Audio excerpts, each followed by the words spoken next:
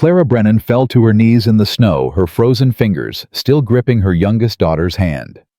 Behind her, 6 more children stumbled through the blizzard, their faces blue, their eyes hollow. Blood dripped from 12-year-old Grace's forehead, where she'd hit the rocks when the horse collapsed. The cabin door stood 10 feet away. Just 10 feet. But Clara couldn't move. Her legs had stopped working 3 miles back. She'd kept walking anyway. For them. Always for them. The door opened. A man stood there, rifle in hand, a scar running down his face like a dried riverbed. "Please," Clara whispered. "They're just children."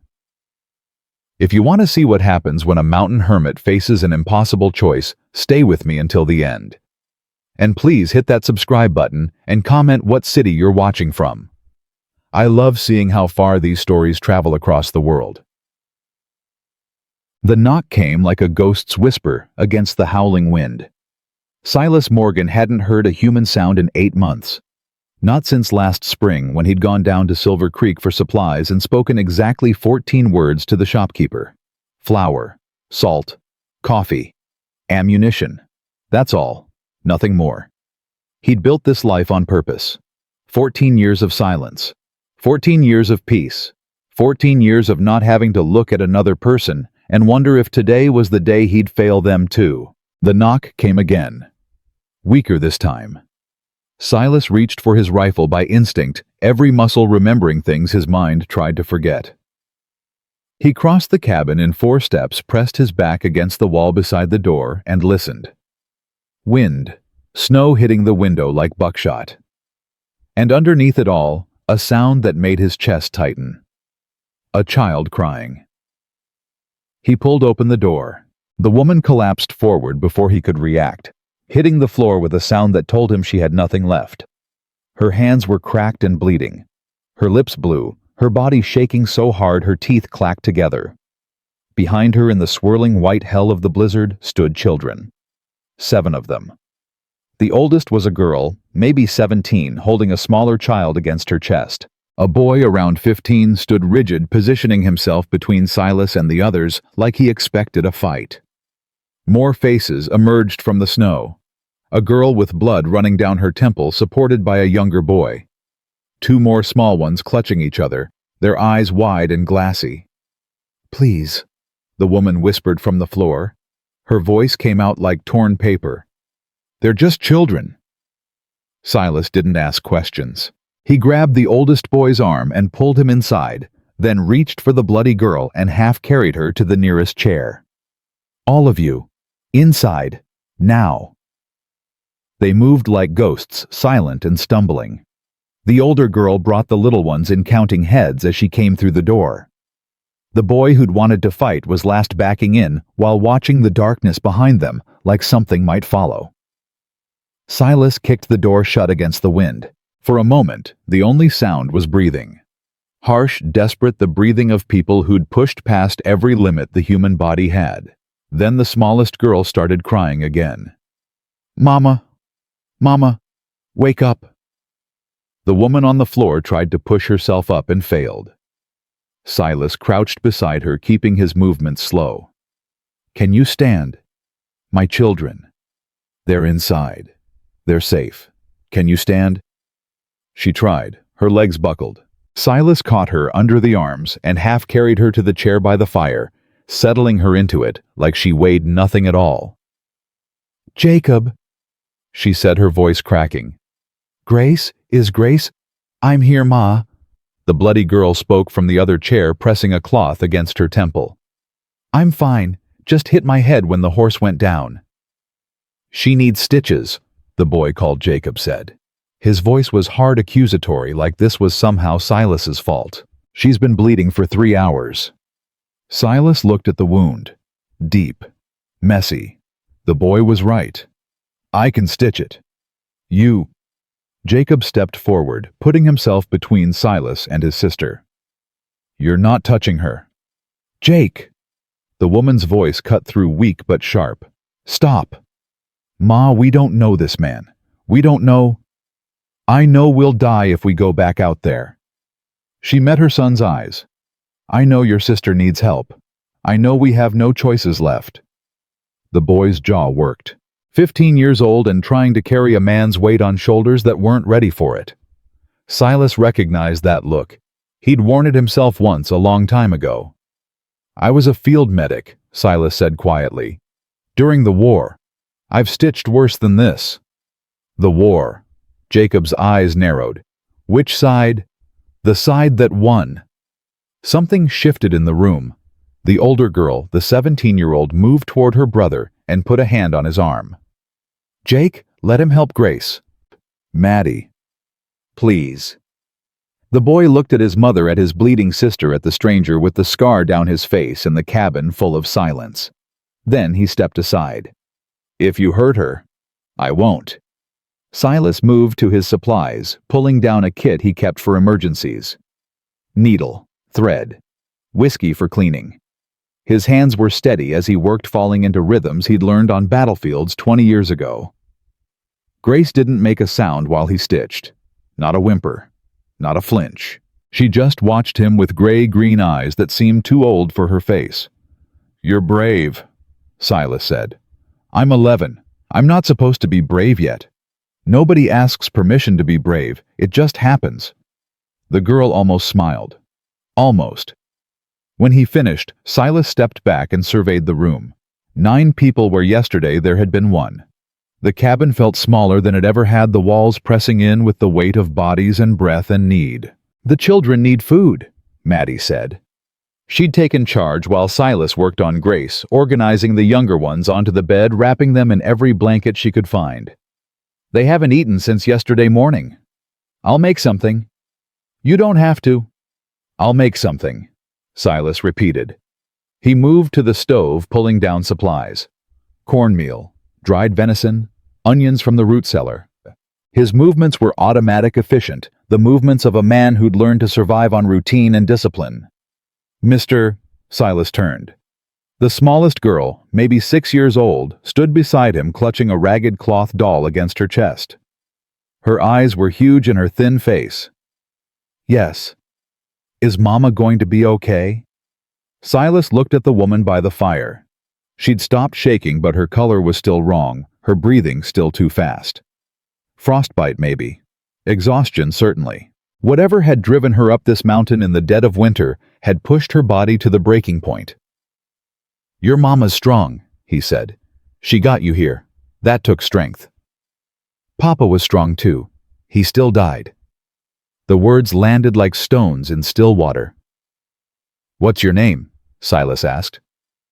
"Lily. And this is Rosie." She held up the doll. "Papa gave her to me, before he went to heaven." "Rosie's a good name. She's very brave. She wasn't scared at all when we were running." Silas crouched down to the girl's level. "Were you scared?" Lily's lower lip trembled. "A little. But Mama said we had to be brave for the little ones." "You're one of the little ones." "I know, but Benny's littler, and he cries at night when he thinks nobody's listening." Silas felt something crack in his chest, something he'd spent 14 years building walls around. "You're a good sister, Lily. I try."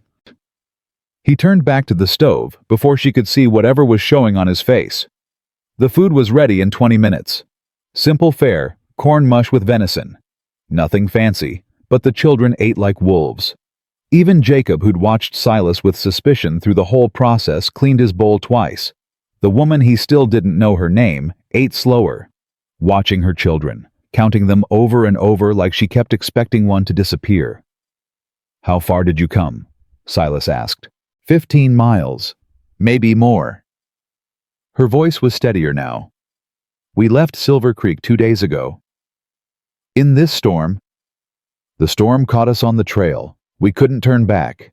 She paused. "There were men behind us." Silas set down his spoon. "What kind of men?" "The kind who don't take no for an answer."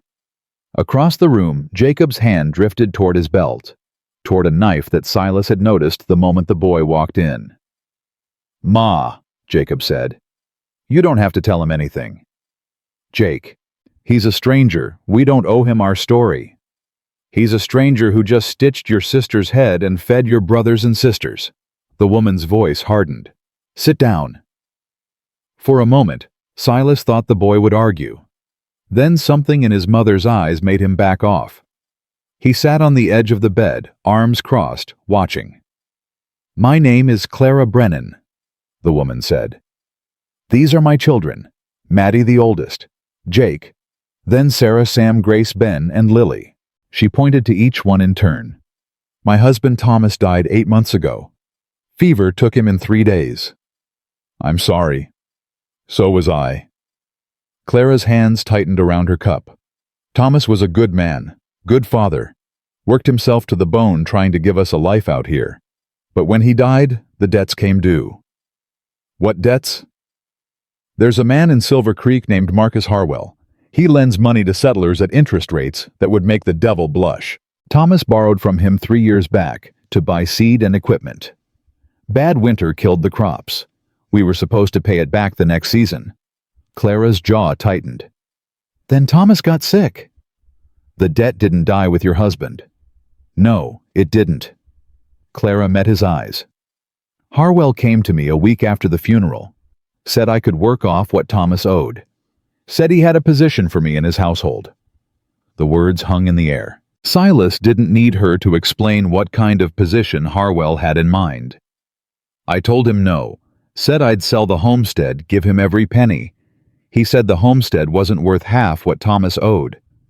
Clara's voice dropped. "He said I had something more valuable to offer." "Ma."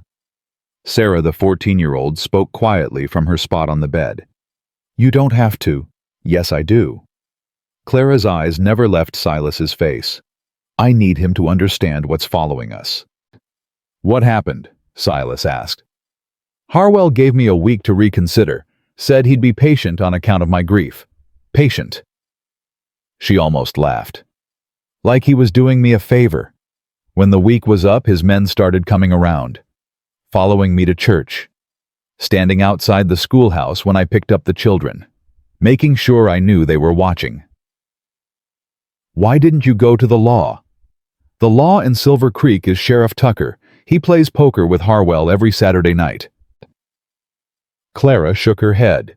"There's no help there, not for someone like me." "So you ran." 3 days ago in the middle of the night. Packed what we could carry, took the horses, and headed for the mountains." Clara's voice wavered for the first time. "I heard stories about a man who lives up here alone. A man who doesn't ask questions. I hoped that I'd help you. That you'd at least not turn us away." Silas looked around the cabin, at Maddie, who'd positioned herself protectively near her younger siblings, at Jacob, still watching him with distrust, at Sarah, pale and worried, at Sam, the 12-year-old who hadn't said a word, but was taking everything in with sharp, careful eyes, at Grace, her stitched wound standing out against her freckled face, at Ben, who'd fallen asleep against his sister's shoulder, at Lily clutching her doll like a lifeline.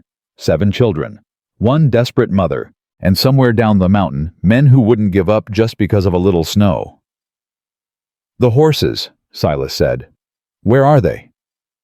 Clara's face crumpled. "Dead. Both of them. The cold took the mare yesterday. The gelding broke his leg on the ice this morning. That's when Grace fell."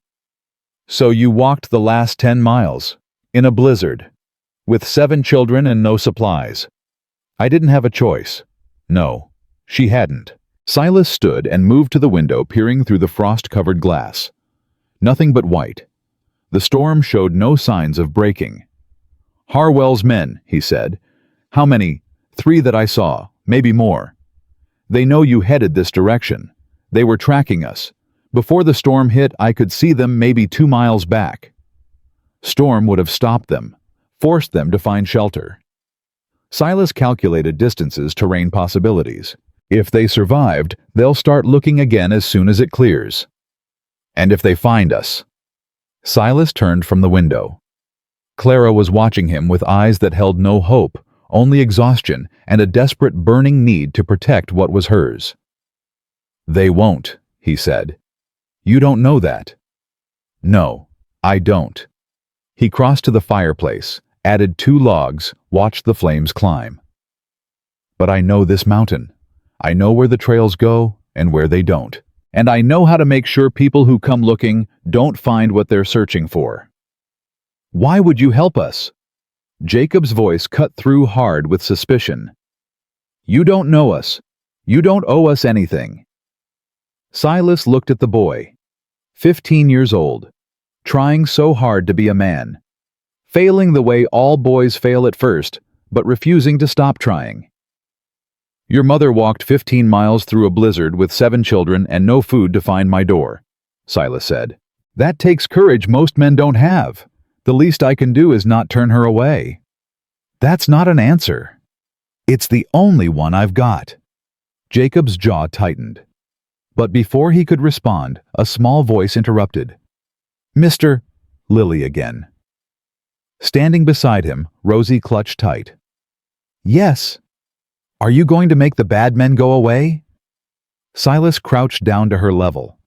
In her face he saw trust, pure and simple and devastating. The trust of a child who still believed that adults could fix anything. I'm going to try, he said. Rosie says you will. She says you're brave like Mama. Does she? Lily nodded solemnly. She knows things. She's very smart. Silas glanced at Clara, who was watching the exchange with an expression he couldn't read. Rosie sounds like a good friend, he said. The best friend. Lily yawned hugely. Mister, I'm tired. Then you should sleep. Will you still be here when I wake up? The question hit harder than it should have. Such a simple thing. Will you still be here? But underneath it was a lifetime of loss. A father who'd been there and then wasn't. A home that was safe and then wasn't. A world that kept taking things away. I'll be here, Silas said. I promise. Lily smiled. It transformed her small pinched face into something almost beautiful. Okay. Good night, mister. Silas, my name is Silas. Good night, Mr. Silas. She wandered back to the bed where Maddie gathered her up and settled her among the pile of sleeping children. Within minutes, her breathing had evened out. Clara watched her daughter sleep, then turned to Silas. You didn't have to promise her that. I know. If you change your mind tomorrow, I won't. You don't know that. You don't know what you're getting into. Clara's voice cracked. Harwell doesn't give up. He doesn't forgive. If he finds out you helped us, then he finds out. He'll destroy you, everything you've built here, everything you are. Silas looked around the cabin, at the walls he'd raised with his own hands, at the life he'd carved from silence and stone, at the fortress of solitude he'd spent 14 years constructing. Then he looked at the bed, at 7 children sleeping in a pile like puppies, at a young woman holding them together with nothing but will, at a boy pretending to sleep while really standing guard, at a mother who'd walked through hell to keep them alive. Maybe, he said, some things are worth destroying. Clara stared at him. Something shifted in her expression, surprise maybe, or the first fragile stirrings of hope. Why? She whispered. Why would you risk everything for strangers? Silas was quiet for a long moment. The fire crackled. Wind howled outside. Inside, children breathed and dreamed and trusted that tomorrow would be better than today. 14 years ago, he said finally.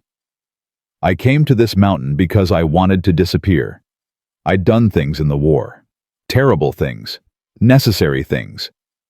But knowing they were necessary didn't make them any easier to carry. He stared into the flames. I told myself I was better off alone, that if I didn't let anyone close, I couldn't hurt them, couldn't fail them, couldn't watch them die the way I watched my brothers die on a dozen battlefields. Did it work? For a while. Then I realized something. Silas met her eyes. Being alone doesn't protect you from pain. It just makes sure you face it without anyone to help you carry it. Clara was silent. Your daughter asked me if I was going to make the bad men go away. And the truth is, I don't know. I don't know what's coming. I don't know if I can keep you safe. But I know that sending you back out into that storm isn't something I can live with. Not anymore. Even if it cost you everything. Everything I have here I built because I was running. Maybe it's time to stop." Outside, the storm raged on. Inside, the fire burned low, and in the space between a desperate mother and a scarred hermit, something new took root. Not trust, not yet. That would take time. But something simpler. Something older. The beginning of a choice.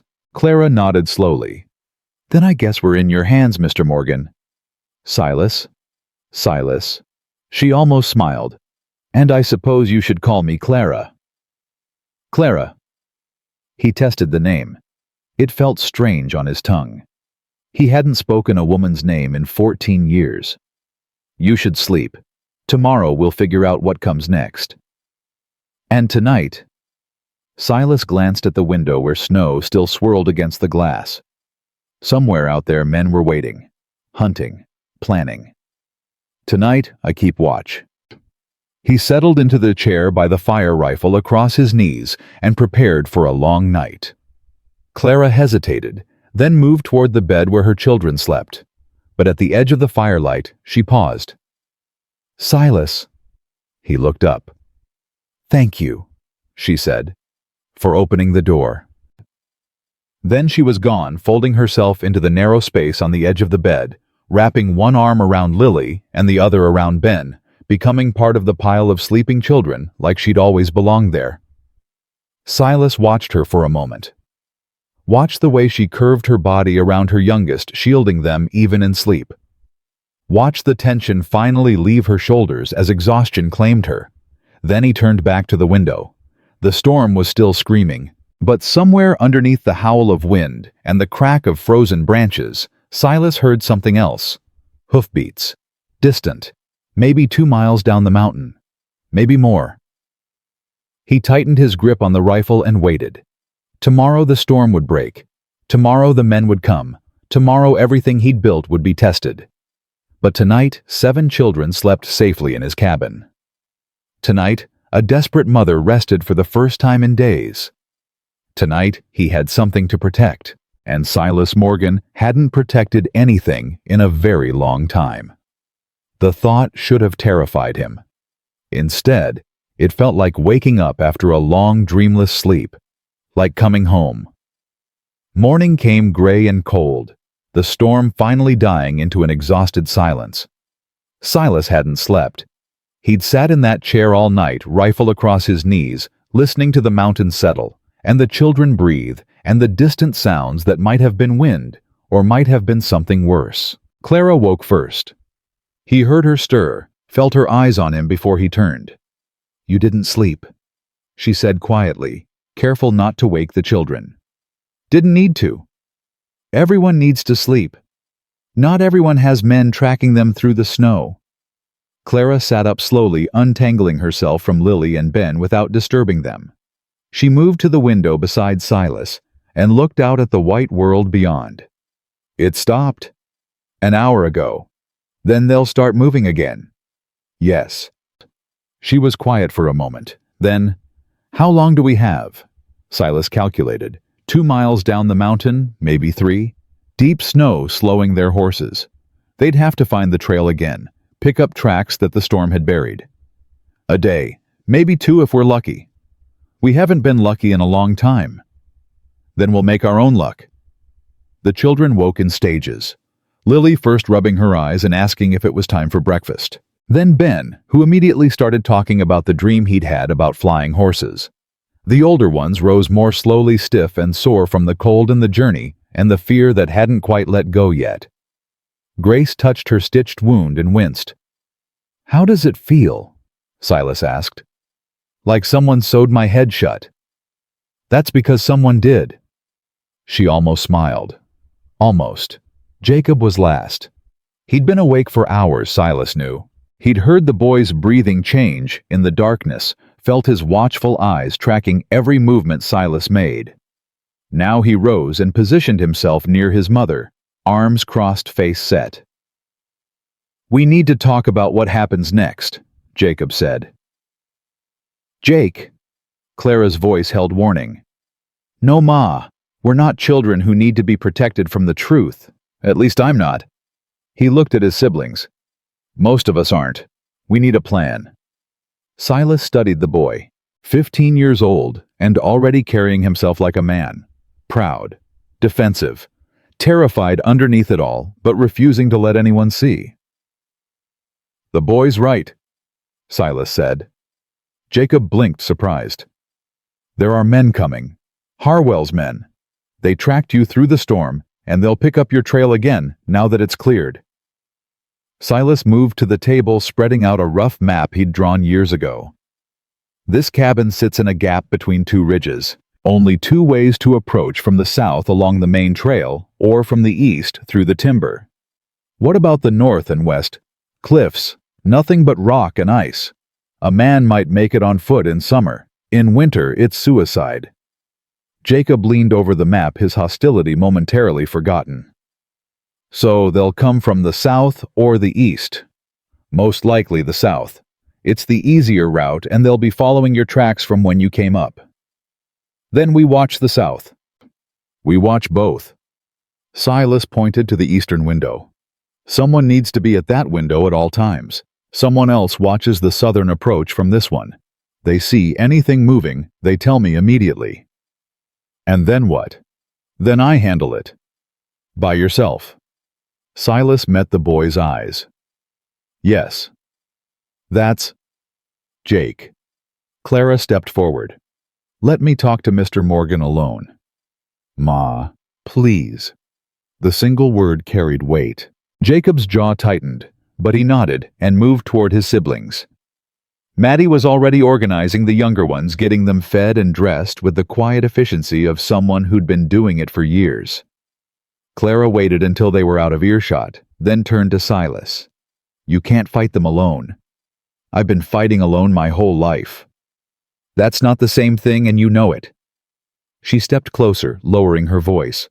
"Harwell doesn't send one or two men. He sends enough to make sure the job gets done. If there are 3 of them, then I'll deal with 3. And if there are more—" Silas didn't answer. "Let Jacob help," Clara said. "He can shoot. Thomas taught him." "He's 15 years old." "He's 15 years old, and he's been trying to be the man of this family for 8 months. Whether you like it or not, he's going to fight. The question is whether he does it smart or does it stupid." Silas looked across the cabin at Jacob. The boy was helping Ben with his boots, his movements gentle despite his hard exterior. Protective, careful. "If it comes to shooting," Silas said slowly, "I'll put a rifle in his hands, but only if there's no other choice."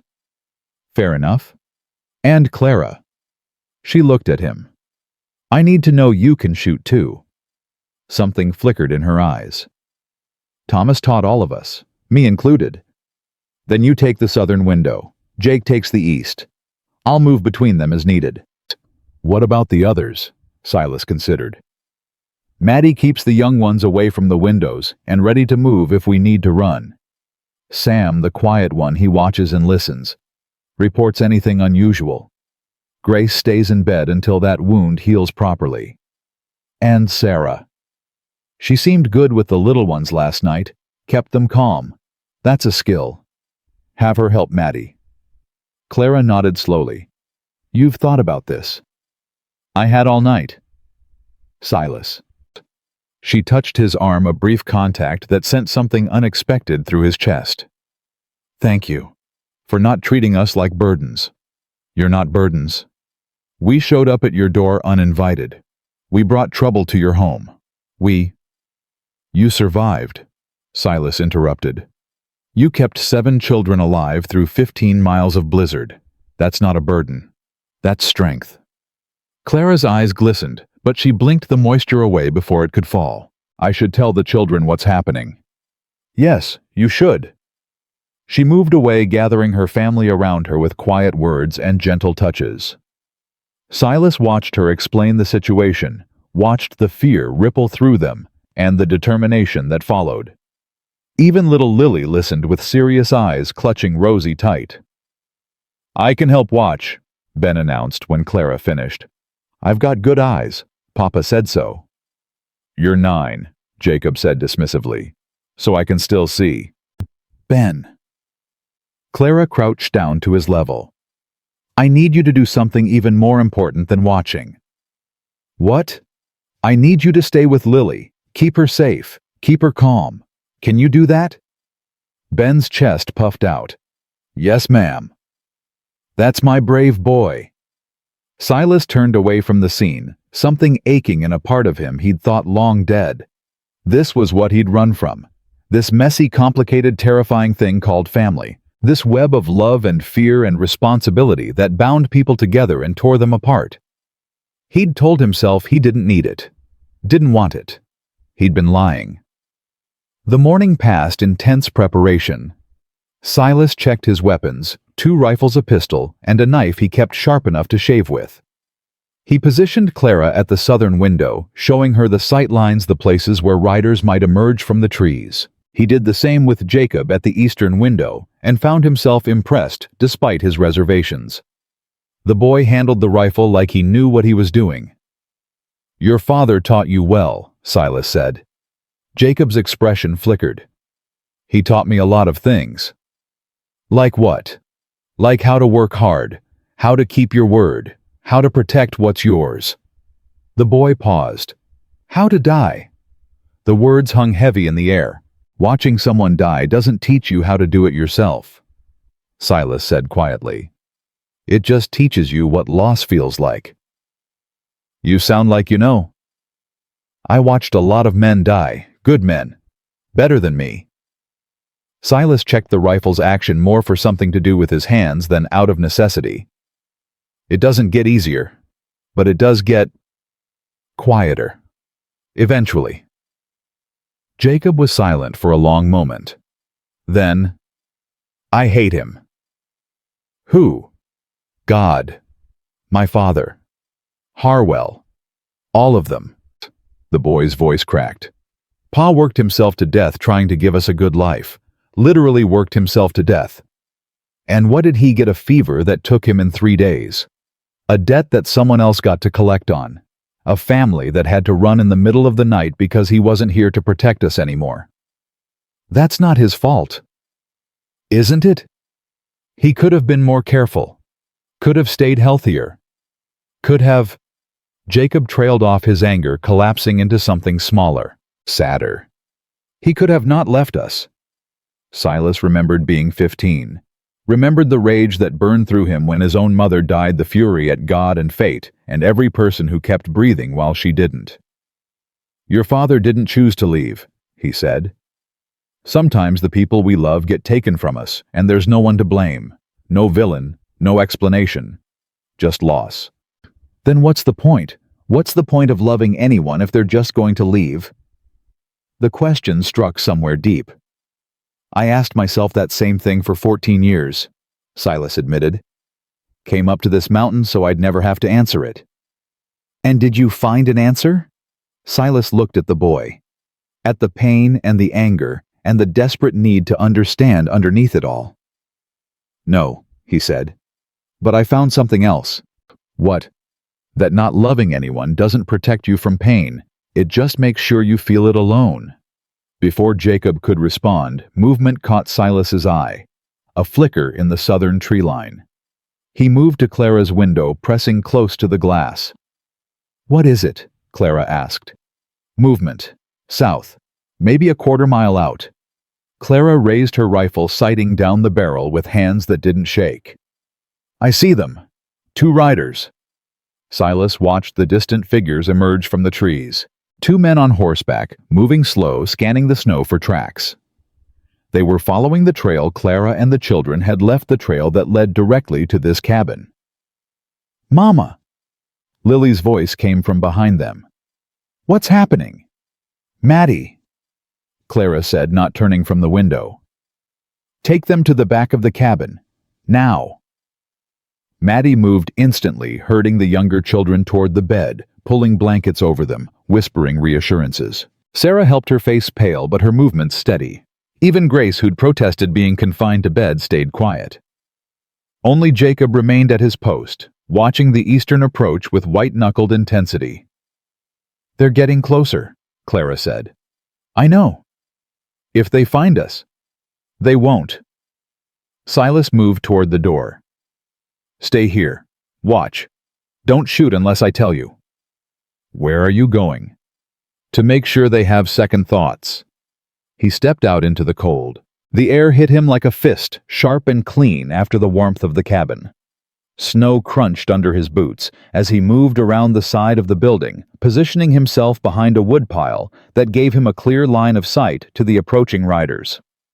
They were closer now, close enough for him to make out details.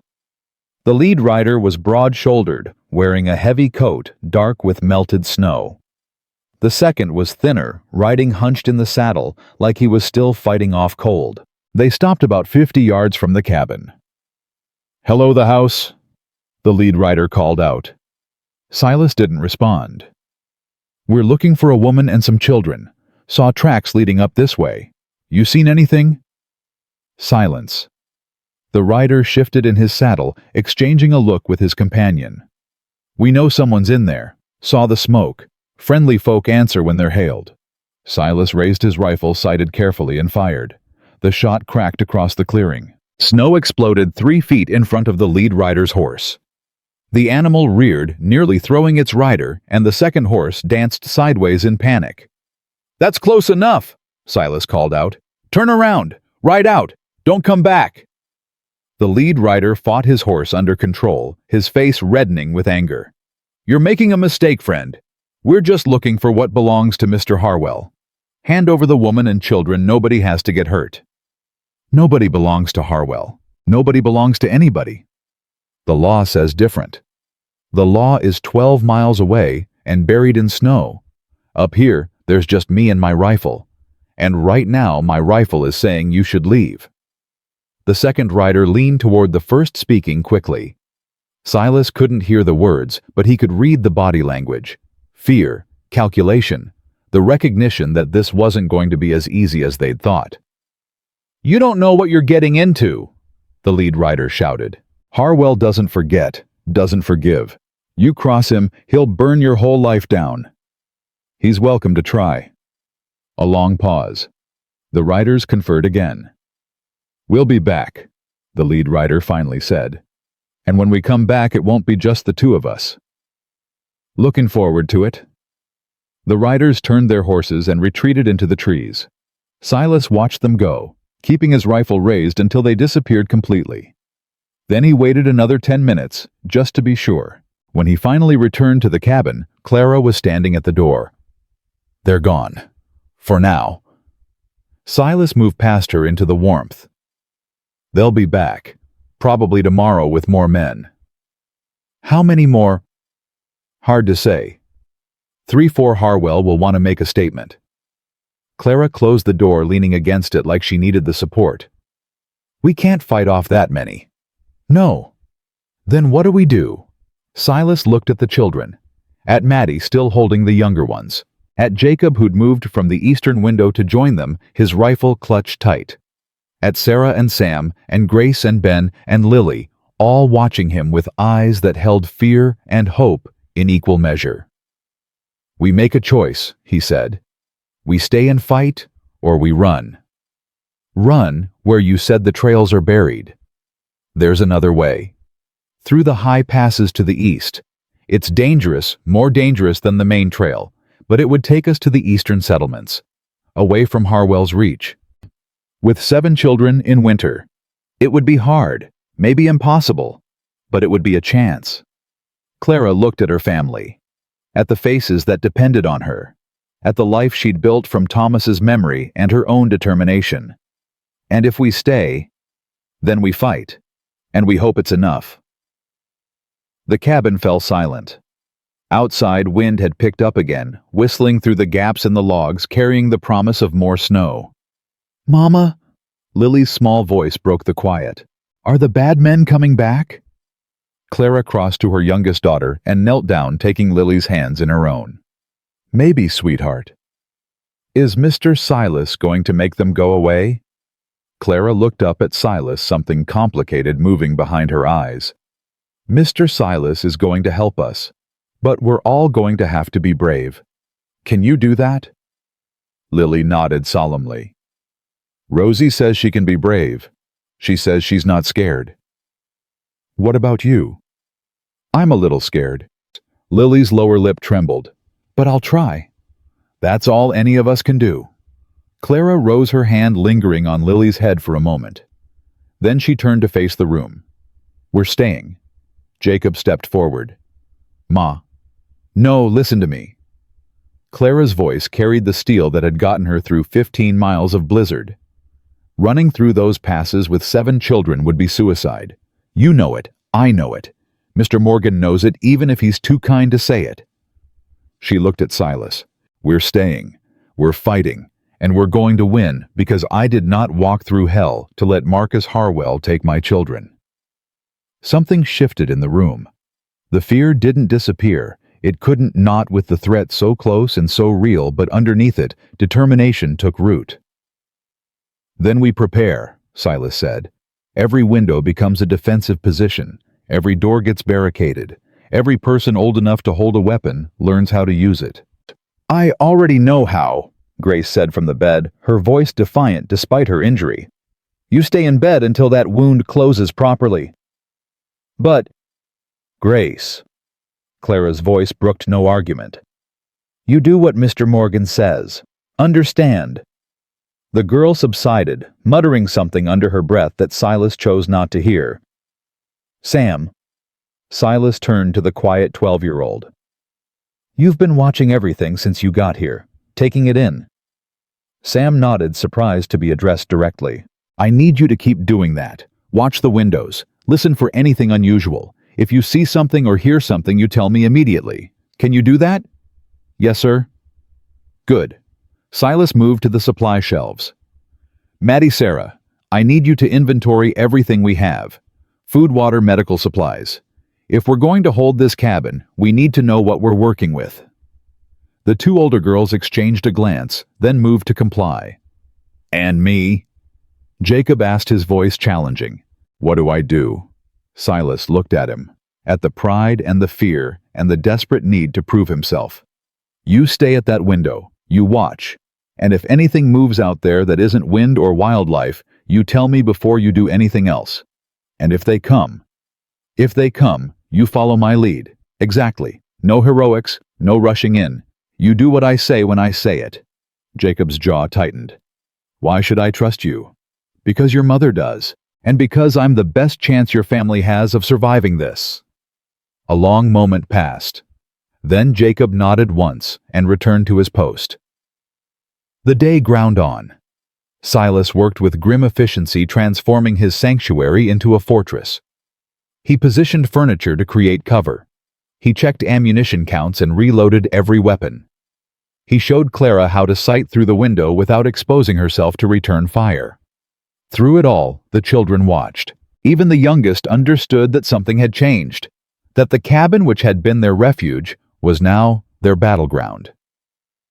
As afternoon faded toward evening, Silas found himself alone with Clara at the southern window. The others had been fed and put to bed early, with strict instructions to stay there until morning. You handled that well, Clara said quietly. With Jake. He's a good kid, just scared. He's been trying to be his father ever since Thomas died. It's too much weight for a 15-year-old.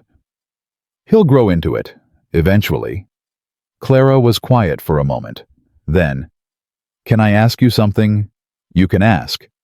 The war. What you did. Is that why you came up here, to get away from the memories? Silas stared out at the darkening trees. Partly. And the other part? The other part is harder to explain. Try. He considered refusing, considered giving her the short answer he'd given everyone else who'd asked over the years. But something about Clara, about the way she looked at him like she actually wanted to understand, made him reconsider. I was good at killing, he said finally. Too good. The army made me a sharpshooter because I had steady hands and sharp eyes and no hesitation. 300 confirmed kills by the end of the war. Clara didn't flinch, didn't recoil, just listened. After Appomattox, they sent us home. Told us to go back to our lives, be farmers and shopkeepers and husbands again. Silas shook his head. But how do you go back to normal when you've spent 4 years learning how to end lives? How do you look at your neighbors and not calculate sightlines? How do you hold a pitchfork without remembering a rifle? You couldn't. No, I couldn't. He paused. So I came up here, built this cabin with my own hands, carved out a life that didn't require me to be around other people, told myself I was protecting them, protecting myself. From what? From finding out what I might do if I let anyone get close. Clara reached out and touched his hand. A simple gesture, a connection. You've been protecting us since we arrived, she said. You took in 7 children and a desperate woman without asking for anything in return. You stitched my daughter's wound. You fed my family. You're risking your life to keep us safe. That's different. Is it? Or is it exactly the same? Clara turned his hand over, looking at the calluses and scars.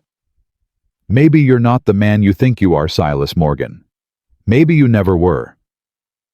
He looked at her, at the strength in her face, the compassion, the understanding that he hadn't earned but that she was offering anyway.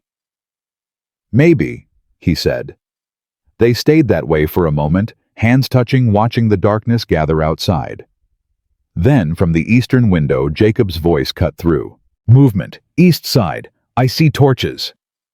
Silas was on his feet instantly, crossing the cabin in 3 strides. Where? There. Jacob pointed. In the tree line. 3 of them. No 4. Silas looked. Through the gathering gloom, he could see the flickering lights. Torches moving through the trees, spreading out in a line that curved toward the cabin from both sides. They're surrounding us, he said. What do we do? Silas calculated. 4 men, probably the 2 from earlier plus reinforcements. Coming from 2 directions at once. Standard encirclement tactic. Wake your mother, tell her to take the southern window, then get back here. What about you? I'm going to introduce myself. Before Jacob could protest, Silas grabbed his rifle and slipped out the door. The cold hit him immediately, but he barely noticed. Every sense was focused outward, tracking the torches, listening for movement. He moved around the cabin to a position that gave him a clear view of both approaches. The torches were closer now. Close enough to hear voices. Sure they're in there. Cobb saw them through the window. Woman and a bunch of kids, just like Harwell said. What about the shooter from earlier? Just 1 man, 4 of us. We can handle 1 man. Silas raised his rifle. You boys picked the wrong cabin, he called out. The torches stopped. Scattered. Who's there?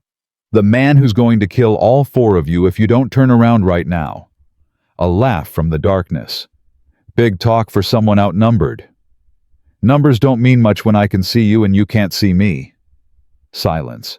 Then the voices again conferring. Harwell sent us a message, a different voice called out. Hand over the woman and children, and you can go back to your hermit life. No harm done. Already told your friends today, nobody belongs to Harwell. Then we're going to have to take them. Silas sighted on the nearest torch. Come ahead. The torch dropped. Darkness. All 4 torches extinguished at once. Smart. They were cutting their visibility advantage. But they didn't know these woods. Silas did. He moved silent as a ghost, repositioning himself behind a snow-covered boulder. From here, he could see the moonlit outline of men moving through the trees, spreading out trying to surround the cabin. One of them was closer than the others, maybe 20 yards away, moving careless, making noise. Silas waited. The man passed within 10 feet, close enough to see his face. Young, scared. Not a killer by nature, just someone desperate enough to take Harwell's money. Silas let him pass. Then he stepped out of the shadows. Don't move. The man spun, reaching for his pistol. I said, don't move. He froze, hand hovering over his weapon. Call out to your friends, Silas said. Tell them to fall back. I can't. You can, and you will, unless you want to be the first one to die tonight. The man's throat worked. Sweat stood out on his forehead despite the cold. "Cobb," he shouted. "Cobb, we got a problem." Footsteps in the snow. 2 more men emerged from the trees, weapons raised. "Dutch! What the hell?" They saw Silas, saw his rifle trained on their companion. "Gentlemen," Silas said, "I think we need to talk." The man called Cobb, the broad-shouldered one from earlier, stepped forward. Even in the darkness, his anger was visible. "You're making a mistake. So people keep telling me. Harwell isn't here, I am. And right now, I'm the one with a gun pointed at your friend's head." Silas kept his voice level. "You have 2 choices. Turn around, ride back to Silver Creek, and tell Harwell that the woman and children are protected. Or stay here and find out how many of you I can kill before you take me down.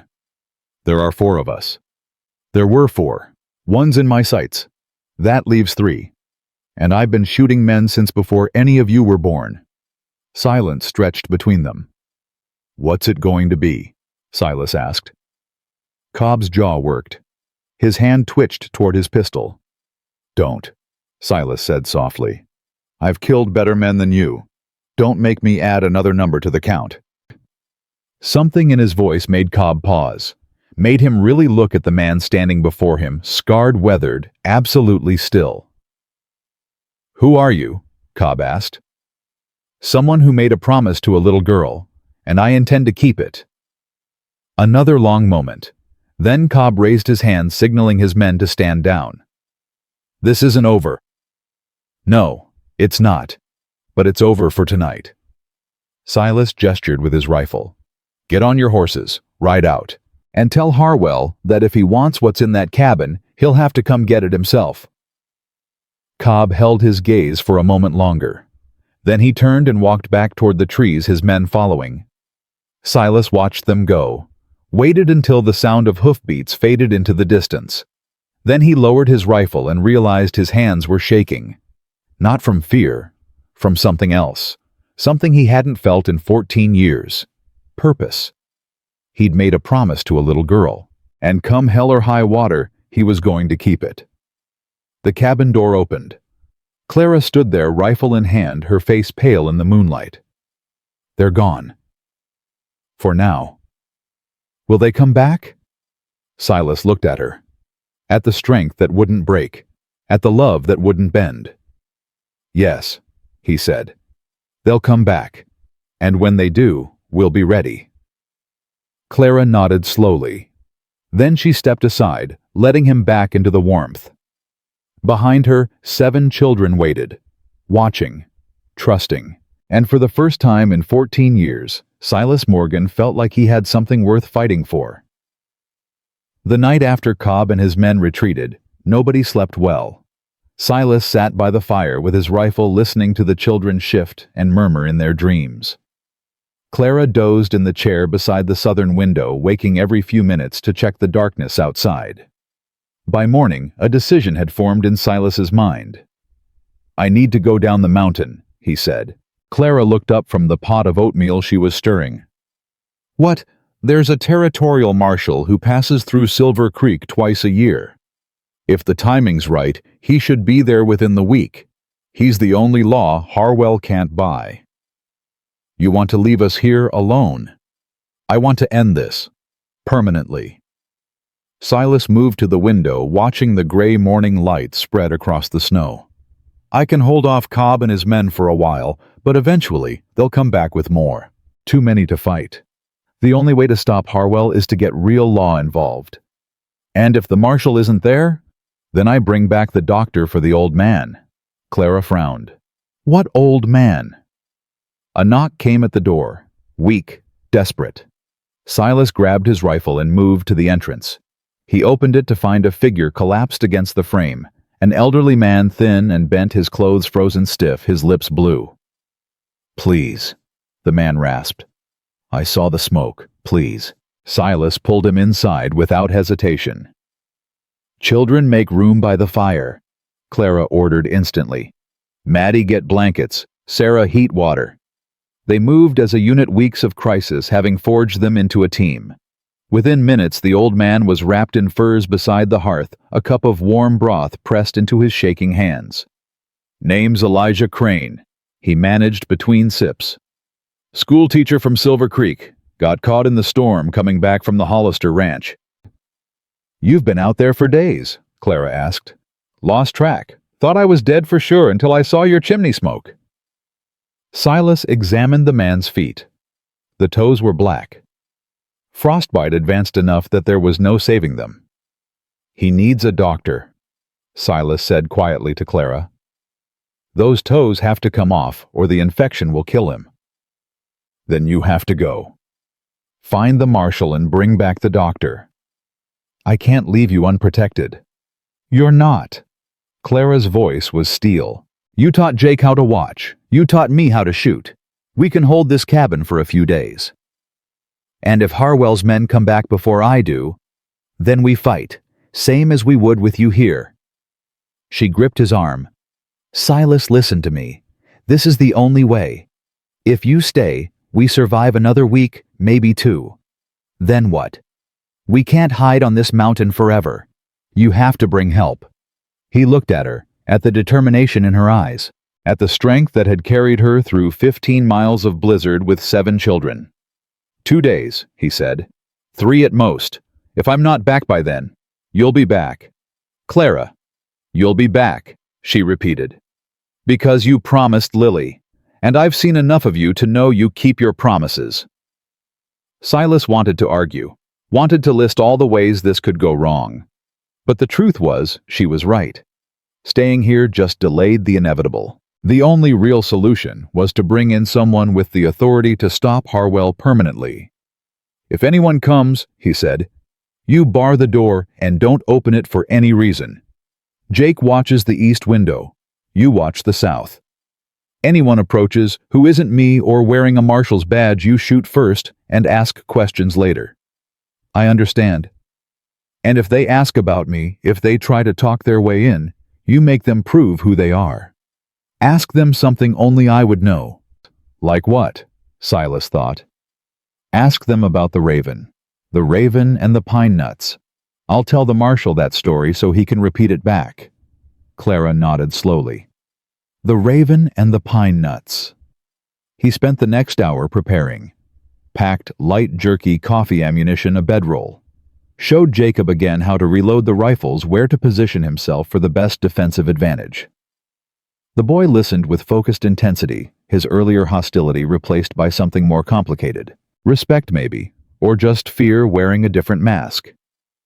"You come back," Jacob said when Silas finished. "I will. I mean it. You come back or I'll come looking for you myself." Despite everything, Silas almost smiled. "Wouldn't put it past you." He said goodbye to each of the children in turn. Maddie nodded gravely. Sarah pressed a small bundle of herbs into his hand, for if you get hurt. Sam shook his hand like a man. Grace told him not to do anything stupid. Ben made him promise to bring back candy if he could find any. And Lily. Lily threw her arms around his waist and held on like she'd never let go. "You promised," she said into his coat. "You promised you'd still be here." Silas knelt down to her level. "I'm coming back, Lily. I just have to go help some people first." "Rosie says you better." "Tell Rosie I will. She says she'll be very angry if you don't." "Then I definitely will. Can't have Rosie angry at me." Lily finally released him, her small face serious. "Okay, but hurry." "I will." Clara walked him to the door. They stood there in the threshold, cold air rushing in, words hanging unspoken between them. "Be careful," Clara said. "Always am." "No, you're not. You're reckless and stubborn, and you think you can handle everything alone." She touched his face, her fingers cold against his scarred cheek. "But you're not alone anymore. Remember that." Before he could respond, she stepped back and closed the door. Silas stood in the snow for a moment, his hand raised to his face where her fingers had been. Then he shouldered his pack and started down the mountain. The descent was brutal. Snow had drifted deep in the passes, and what should have been a 4-hour trek stretched into 8. Twice, Silas had to backtrack when trails disappeared under white drifts. Once he heard riders in the distance and had to hide in a ravine until they passed. Harwell's men. Searching. Patient. By nightfall, he'd covered maybe half the distance to Silver Creek.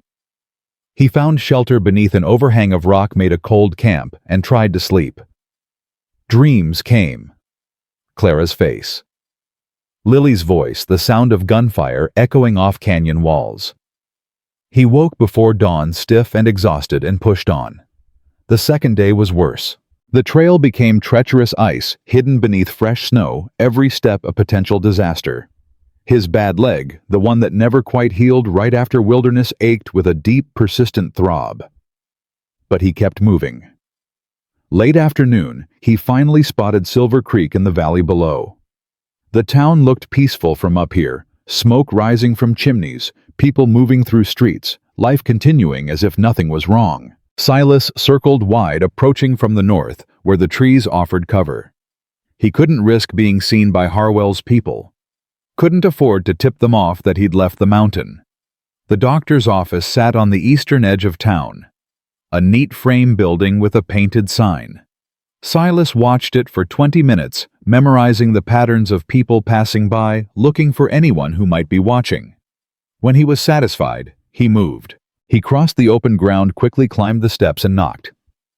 "We're closed," a voice called from inside. "Come back tomorrow." "Got a man dying of frostbite on the mountain. He needs help now." A pause. Then footsteps, and the door cracked open to reveal a thin man with wire-rimmed spectacles.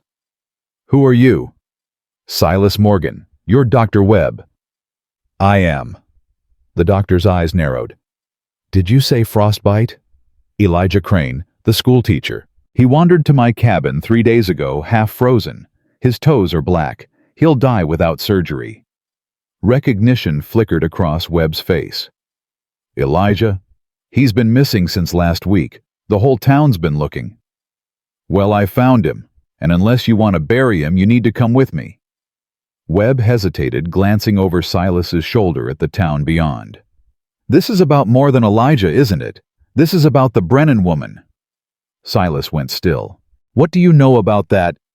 "I know Harwell's been telling everyone she's a thief, that she stole money and ran. I also know Harwell's a liar and a bully who's had half this town under his thumb for years." Webb stepped back from the door. "Come inside. Quickly." Silas followed him in. The doctor's office was small, but organized shelves lined with bottles, an examination table, the smell of carbolic acid hanging in the air. Webb moved to a desk and started pulling papers from a drawer. "You should know something," the doctor said. "The territorial marshal arrived yesterday." Silas felt hope surge through him. "Where is he?" "At the hotel. Harwell's been filling his ears with stories about the dangerous kidnapper who took Mrs. Brennan and her children." Webb's expression was grim. "He's got half the town convinced you're some kind of mountain madman. Can you get me to him without Harwell knowing?" "I can try." Webb pulled on his coat. "But you should know Harwell's got men watching the roads. If they see me leaving town with medical supplies, they'll know something's wrong." "Then we don't take the roads." They slipped out the back of the doctor's office as darkness fell. Webb knew the town's back alleys, the gaps between buildings where watchful eyes couldn't follow. Within 10 minutes, they were at the rear entrance of the Silver Creek Hotel. "Room 7? Webb said. "Marshal Henry Cole. Tell him Harrison Webb sent you." "You're not coming." "I need to gather supplies for Elijah. Meet me at the northern edge of town in 1 hour. I'll bring what we need." Silas nodded and moved through the hotel's service entrance. The hallways were quiet, most guests already at dinner. He found room 7 and knocked. "Who is it?" "Someone who needs to talk about Marcus Harwell." A pause. Then the door opened. The man who stood there was in his 50s with a weathered face and sharp eyes. A star was pinned to his vest, and his hand rested casually on the pistol at his hip. "I've been hearing that name a lot since I arrived," Marshal Cole said. "Come in." The room was small but well appointed. The marshal gestured to a chair, and Silas sat suddenly aware of how he must look, trail-worn, exhausted, wild-eyed. "You're the mountain man," Cole said. "The one Harwell's been complaining about." "I am." "He says you kidnapped a widow and her children. Says you're holding them hostage for ransom." "He's lying. That's what everyone says about accusations." Cole leaned back in his chair. "Tell me your version." So Silas told him. Everything. Clara arriving in the blizzard. The children half frozen and terrified. The debt that Harwell claimed was owed. The men who'd tracked them through the storm and surrounded the cabin. All of it from beginning to end. When he finished, the marshal was silent for a long moment. "Mrs. Brennan says she didn't owe this debt. Her husband paid it before he died. At least that's what she believes. Harwell's been hiding the proof." "And you believed her, a complete stranger who showed up at your door." "I believed her children. I believed 7 kids freezing to death in a blizzard weren't part of some elaborate scheme." Silas leaned forward. "Marshal, I've seen liars. I spent 4 years watching men lie to each other before they died. Clara Brennan isn't lying. She's a mother trying to protect her family from a man who sees her as property." Cole studied him. "You were in the war." "Yes." "Which unit?" "1st United States Sharpshooters, Burdans." Something shifted in the marshal's expression. "I served with a man from that unit, Nathan Cross." "Nathan died at Spotsylvania, May of '64. I was there." "He was my wife's brother." Cole's voice softened. "She never forgave me for not being there when it happened." "There was nothing to be done. A Confederate sharpshooter caught him in open ground. He was dead before he hit the dirt." "That's what the letter said." Cole was quiet for a moment. "You knew him?" "I knew all of them, every man in that unit, and I watched most of them die." Silas met the marshal's eyes. "I'm not asking you to take my word for anything. I'm asking you to come up the mountain and see for yourself. Talk to Clara. Talk to her children. Look at the terror in their eyes and tell me they're the criminals here." Cole stood and moved to the window, looking out at the darkened street. "Harwell's been a thorn in my side for years. Every time I come through here there are complaints. People who say he cheated them, threatened them, stole from them. But no one's ever willing to testify. They're too scared." "Clara will testify." "Will she?" "She walked 15 miles through a blizzard with 7 children because she believed dying in the cold was better than living under Harwell's control." "Yes, Marshal, she'll testify." Cole turned back to face him. "All right, Morgan, I'll come with you. But I want you to understand something. If I get up to that cabin and find anything different from what you've told me, you'll be the one in chains. Understand?" "Understand." "Good." The marshal grabbed his coat. "Let's go find your doctor friend." They met Webb at the northern edge of town where the buildings gave way to open land and scattered trees. The doctor had a horse loaded with medical supplies and another mount for Silas. "Marshal," Webb said with a nod, "thank you for believing him. I haven't decided what I believe yet, but I've learned to trust veterans who look me in the eye when they talk." The ride up the mountain took all night. The marshal knew the terrain better than Silas expected, and Webb proved surprisingly hardy for a town doctor. They stopped only once to rest the horses and warm themselves by a small fire. "Tell me about this woman," Cole said as they sat in the darkness. "Mrs. Brennan, what's she like?" Silas considered the question. "Strong, stronger than anyone I've met. She lost her husband, lost her home, had men hunting her through the wilderness, and she never stopped fighting. Never stopped protecting her children." "You admire her." "I do." "Is that all?" Silas didn't answer right away. In the firelight, images flickered through his mind. Clara's hand on his arm, her fingers against his cheek, the look in her eyes when she told him he wasn't alone anymore. "I don't know what it is," he admitted finally. "I've been alone so long I forgot what it feels like to care about someone. To want to protect them. To think about what happens after the danger's past." "That's love," Webb said quietly. "Or something close to it." "Maybe?" Silas stared into the flames. "If we survive this, I guess I'll find out." They reached the cabin as dawn broke over the mountains. The first thing Silas noticed was the silence. No smoke from the chimney, no movement at the windows. His heart stopped. Something's wrong. He spurred his horse forward, rifle already in his hands. The marshal followed, weapon drawn. The cabin door was closed. Barred from the inside, he could see the shadow of the timber beam through the gap in the frame. "Clara!" he shouted. "Clara! It's Silas!" Silence.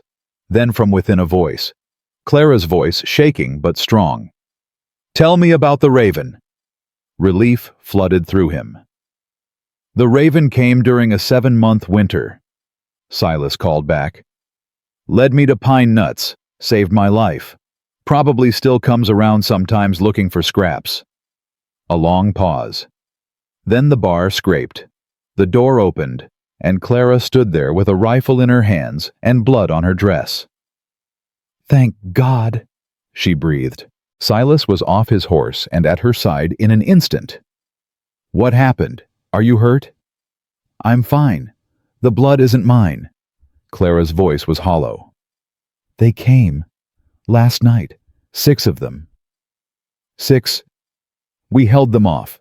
Jake and I, we—" Her composure cracked for just a moment. "They tried to burn us out, set fire to the woodpile against the north wall. Jake went out to put it out, and one of them shot at him." Silas's blood went cold. "Is he—" "He's alive." The bullet grazed his shoulder. "Sarah's been tending to him." Clara looked past Silas to the marshal and the doctor. "You brought help." "I brought the marshal and Dr. Webb for Elijah." Cole stepped forward, removing his hat. "Mrs. Brennan, I'm Henry Cole, Territorial Marshal. I'd like to hear your story." "There'll be time for that," Clara said. "Right now, I need the doctor to look at my son." Webb pushed past them into the cabin. Silas followed Clara beside him, her hand gripping his arm like she was afraid he might disappear. Inside, chaos. The children were huddled near the fire, pale and frightened. Maddie held Lily and Ben close, her face streaked with tears she was trying to hide. Sam sat rigid, a knife in his hand, watching the door.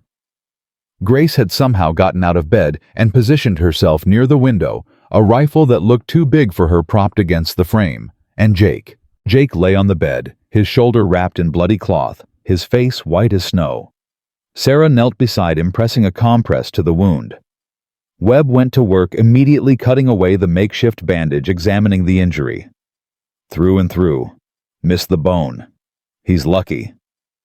"Doesn't feel lucky," Jake muttered through clenched teeth. "It will when I tell you how close that bullet came to killing you." Clara moved to her son's side, taking his hand. "You were brave, Jake. So brave." "Wasn't brave, was stupid." The boy's eyes found Silas. "You were right. I should have followed your lead. Instead, I went running out there like I could take them all on by myself." "You saved the cabin," Silas said. "You put out that fire. If it had spread, none of you would have made it through the night." "Still got shot." "Getting shot happens to the best of us. What matters is you're still breathing." Something passed between them, not quite forgiveness, not quite understanding, but the beginning of both. Marshal Cole had been surveying the cabin, noting the bullet holes in the walls, the scorched timber near the north window, the evidence of a battle fought and survived. "You held off 6 men, he said to Clara, "with 2 rifles and a handful of children." 3 rifles. Grace insisted on helping. Clara's voice held a trace of dark humor. Apparently she felt well enough to shoot even if walking was still beyond her. "I got one of them," Grace said from her spot by the window. "In the leg. He screamed real loud." "Grace," Clara said quietly. "What? He deserved it." The marshal almost smiled. "Mrs. Brennan, I've heard Mr. Morgan's account of what's been happening. I'd like to hear yours." So Clara told her story again. The debt, the threats, the flight through the blizzard, the siege, all of it while Webb stitched Jake's shoulder and the children listened with wide eyes. When she finished, Cole was silent for a long moment. "Mrs. Brennan, do you have any proof that your husband paid this debt before his death?" "No. But I know he did. He told me the day before he died, said he'd finally gotten free of Harwell, said we could start fresh. And Harwell claims otherwise. Harwell is a liar and a monster who's been terrorizing this territory for years. Clara's voice hardened. I'm not the first woman he's tried to claim. I'm just the first one who ran. She's telling the truth, Webb said without looking up from his work. I've treated women who worked in Harwell's household. The things they've told me. He shook his head. If even half of it is true, the man deserves to hang. Cole absorbed this. Then he turned to Silas. You said Harwell's men attacked last night. 6 of them. What happened to them? We drove them off, Clara said. Killed one for certain. Wounded at least 2 others. The rest retreated. And where are they now? Gone. Back to Silver Creek probably, to report to Harwell. The marshal moved to the window, looking out at the brightening morning.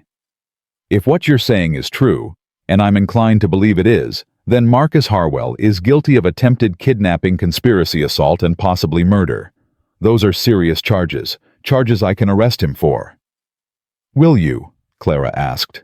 I will, but I need you to understand something. Harwell has money, power, connections. Even with my authority, taking him down won't be easy. There will be lawyers, trials, delays. And in the meantime, you and your children will need protection. They'll have it, Silas said. Everyone looked at him. This cabin is defensible. I know this mountain, and I'm not going anywhere. Clara's eyes met his. Something passed between them, a question, an answer, a promise being made without words. Then that's settled, Cole said. Dr. Webb, how soon can you have that boy ready to travel? Travel? Clara said sharply. Jake can't travel. He's been shot. He won't have to go far, just to the high meadow, maybe 2 miles north. There's an old trapper's cabin there. I've used it before. You can stay there while I go back to Silver Creek and arrest Harwell. Why can't we stay here? Because Harwell knows where this cabin is. His men have already attacked it once. If the arrest goes wrong, if he gets word before I can take him, he might send everyone he's got up here for revenge. Cole's voice was gentle but firm. I need you somewhere safe.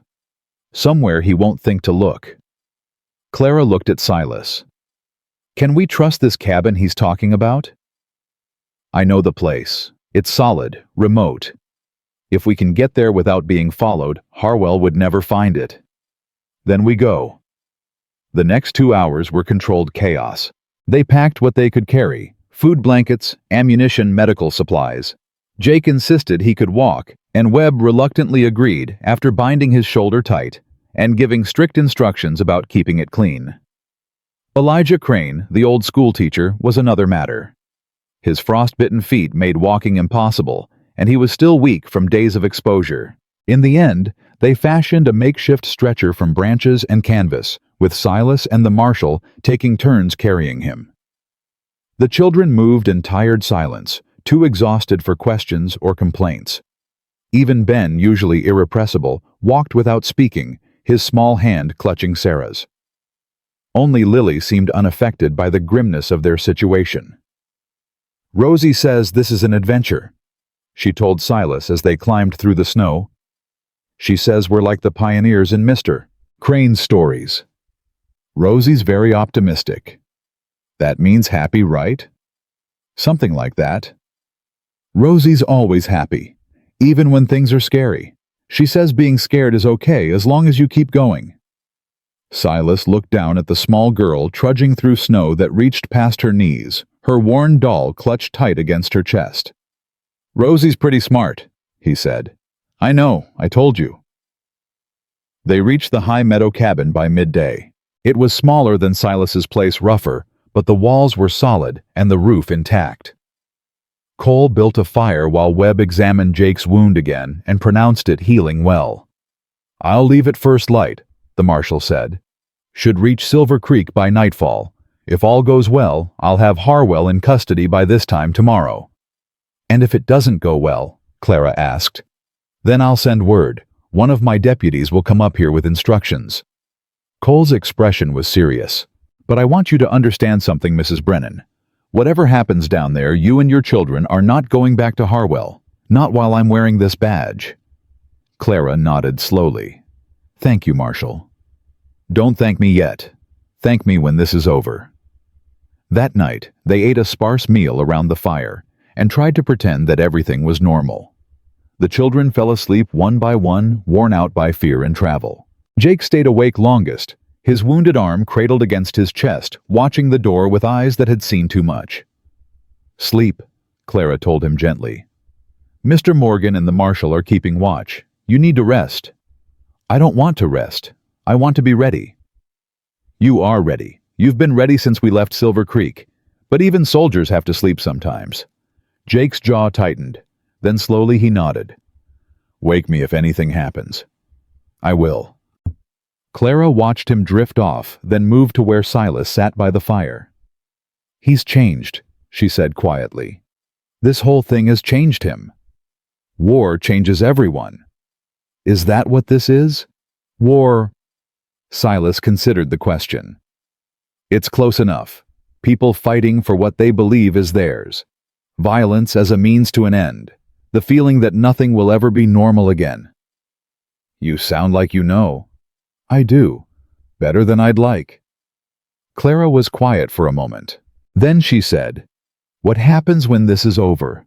When Harwell's arrested and the children are safe?" "I don't know." "You could come with us, wherever we end up." She paused. "If you wanted."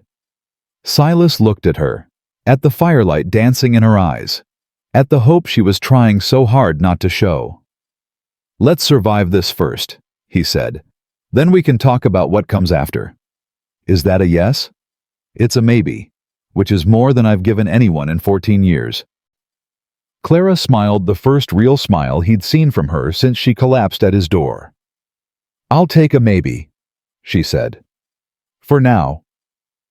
They sat together in the firelight, listening to the children breathe and the wind whisper outside the walls.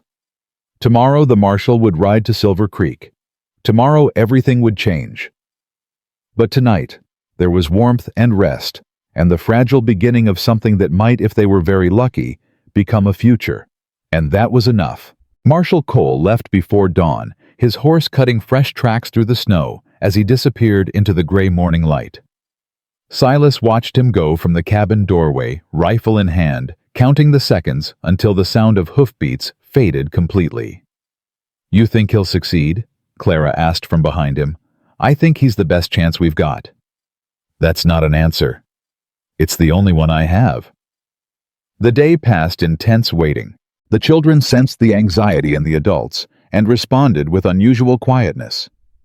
Even Ben sat still for long stretches, playing with a carved wooden horse that Silas had found in the cabin's dusty corners.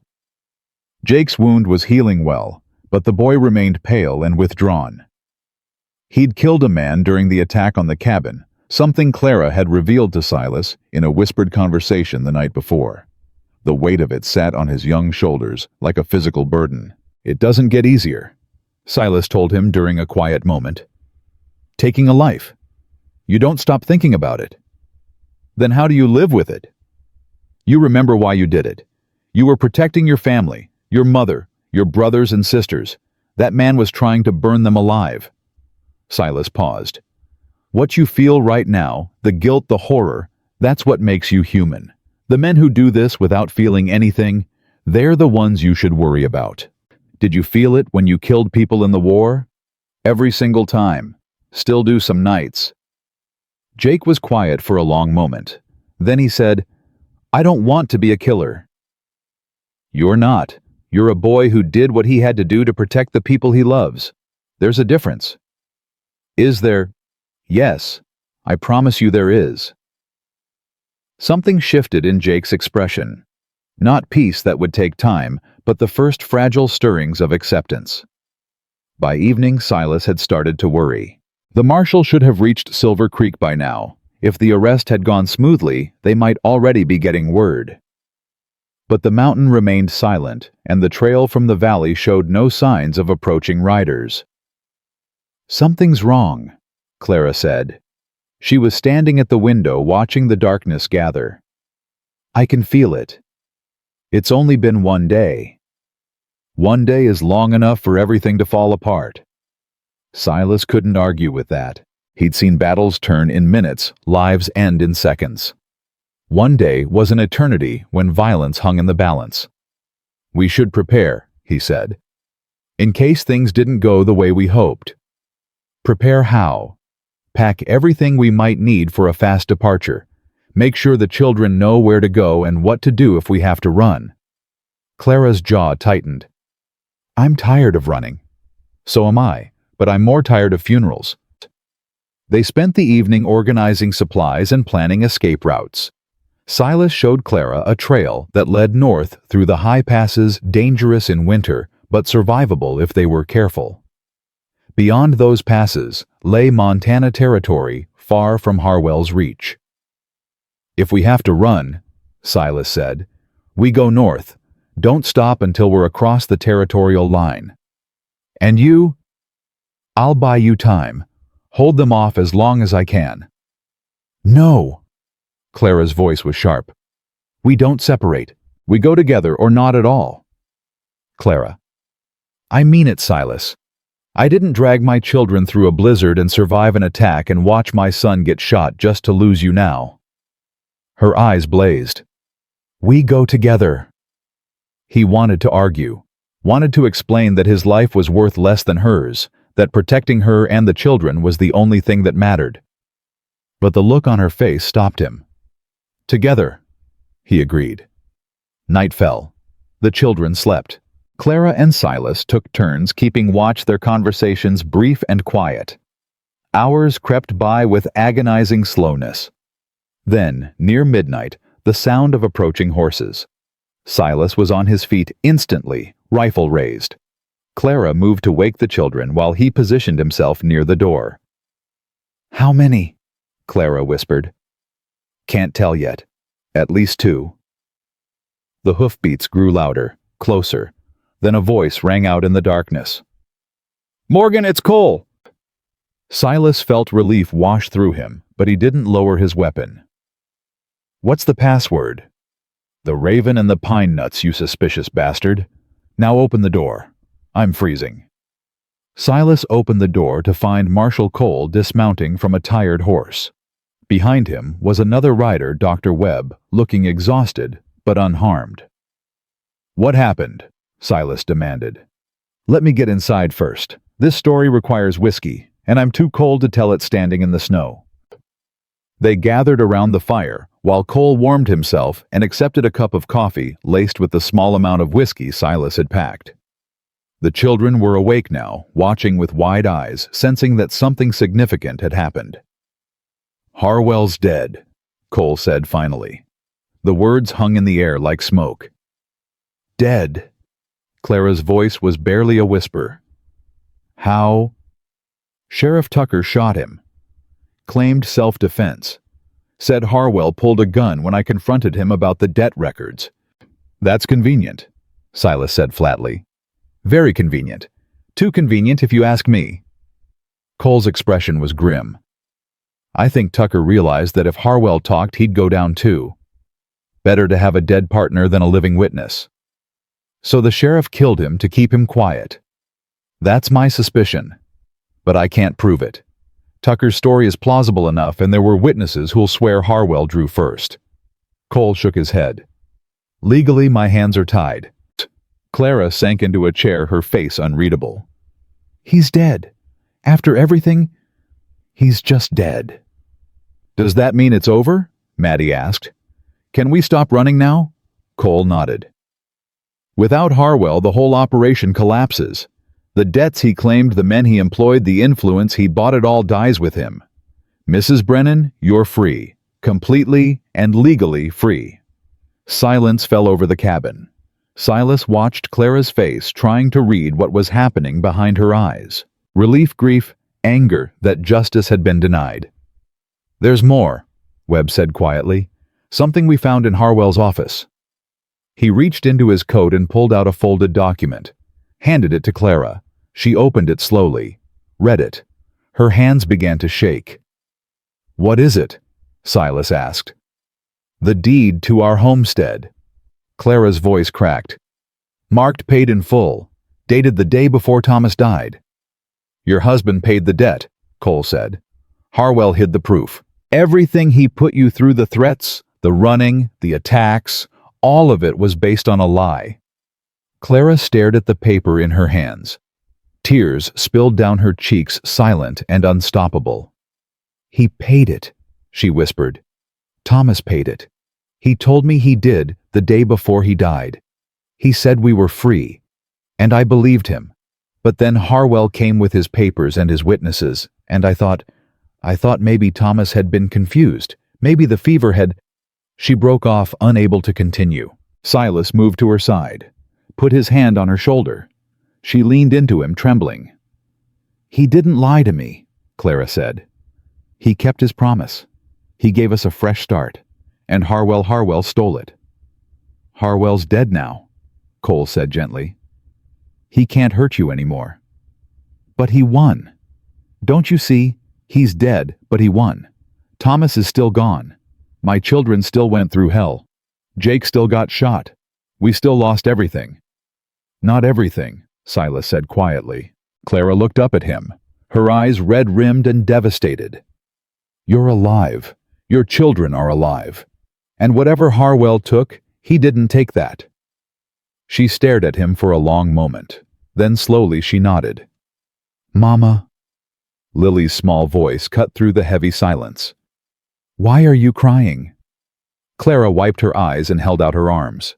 Lily came to her immediately, climbing into her lap, wrapping small arms around her mother's neck. Sometimes grown-ups cry when something hard is finally over, Clara said, even when the ending is good. Is it good? Is the bad man gone? The bad man is gone. He can't hurt us anymore. Then why are you sad? Clara pressed her lips to her daughter's hair. Because I miss your papa, and because I wish he could be here to see that we made it. Papa can see, Lily said confidently. He's in heaven. Heaven people can see everything. That's what Mr. Crane said in Sunday school. From his spot by the fire, Elijah Crane smiled weakly. Smart girl. She listened better than most of my students. Clara laughed, a broken, tear-streaked sound, but a laugh nonetheless. She did. She always did. The next few days passed in a strange limbo between crisis and calm. Cole stayed to help them sort through the legal aftermath, statements to be taken, documents to be filed, the complicated bureaucracy of officially ending Harwell's claim on the Brennan family. Webb tended to Jake's wound and performed the surgery Elijah needed on his frostbitten foot. The old schoolteacher lost 3 toes, but kept his life, which he declared a fair trade. Could be worse, he said from his bed by the fire. Could be dead. Instead, I'm alive in a warm cabin with good people. That's more than most can say. You'll need somewhere to stay, Clara said, when you're well enough to travel. The school in Silver Creek won't have you back, not after you helped us. I know. Elijah's expression was peaceful despite everything. Been teaching other people's children for 40 years. Might be nice to have something like family of my own, even if it came late. Then come with us. Wherever we end up, there's room for a good man. The old teacher's eyes misted. I'd like that, Mrs. Brennan. I'd like that very much. On the 3rd day, Cole prepared to leave. I'll file my report with the territorial government, he said. There'll be an investigation into Tucker's actions, but I doubt much will come of it. The important thing is that Harwell's operation is finished. His men are scattering. His creditors are calling in debts. Whatever power he had in Silver Creek died with him. And us? Clara asked. What do we do now? Whatever you want. The homestead deed is yours free and clear. You could go back, rebuild, start over where Thomas wanted you to be. Clara looked at the document in her hands, at the proof of her husband's love and sacrifice. No, she said finally. There are too many memories there. Too much pain. She folded the deed and tucked it into her pocket. We'll sell it. Use the money to start somewhere new. Where? Clara glanced at Silas, a question in her eyes. Montana, he said. I've heard there's good land in the Bitterroot Valley. Far enough from everything that happened here. Close enough to civilization that the children can have a proper life. Montana. Clara repeated, testing the word. Is that what you want? It's what I want if you want it. Something passed between them. Understanding agreement, the beginning of a future neither had expected. Montana, then, Clara said, when the snow melts enough to travel. Cole shook hands with each of them before mounting his horse. Take care of yourselves, and if you're ever in trouble again, send word. I don't forget people who tell me the truth. He rode away into the morning light, his figure growing smaller until it disappeared among the trees. That evening, after the children were asleep, Clara found Silas standing outside the cabin watching the stars. You've been quiet all day, she said, thinking. About what? About what happens now. What it means to not be alone anymore. Clara moved to stand beside him close enough that their arms touched. Does it scare you? Yes. Me too. They stood in silence for a moment, breath misting in the cold air. When Thomas died, Clara said quietly, I thought my life was over. Not just because I loved him, though I did deeply, but because I didn't know who I was without him. For 16 years I was his wife, his partner, the mother of his children. And then suddenly I was just Clara. Alone. You're not alone now. No, I'm not. She turned to face him. But I need to know something, Silas. Before we go any further, before we make any plans, ask. Why are you doing this truly? You could have turned us away that first night. Could have sent the marshal to help us and gone back to your cabin, your solitude, your peace. Why stay? Why risk everything for people you'd known for less than a week? Silas was quiet for a long moment. The stars wheeled overhead, ancient and indifferent. When you knocked on my door, he said finally, I was dying. Not fast, not the way you die from a bullet or a fever, but slow. The kind of dying that happens when you stop living and just exist. He turned to face her. I came to this mountain because I was afraid. Afraid of what I might do if I let anyone close. Afraid of failing people the way I failed my brothers in the war. Afraid of feeling anything at all because feeling means hurting, and I'd had enough hurt to last a lifetime. And now I'm still afraid. But I'm more afraid of going back to what I was. Empty, numb, watching the years pass without meaning anything to anyone.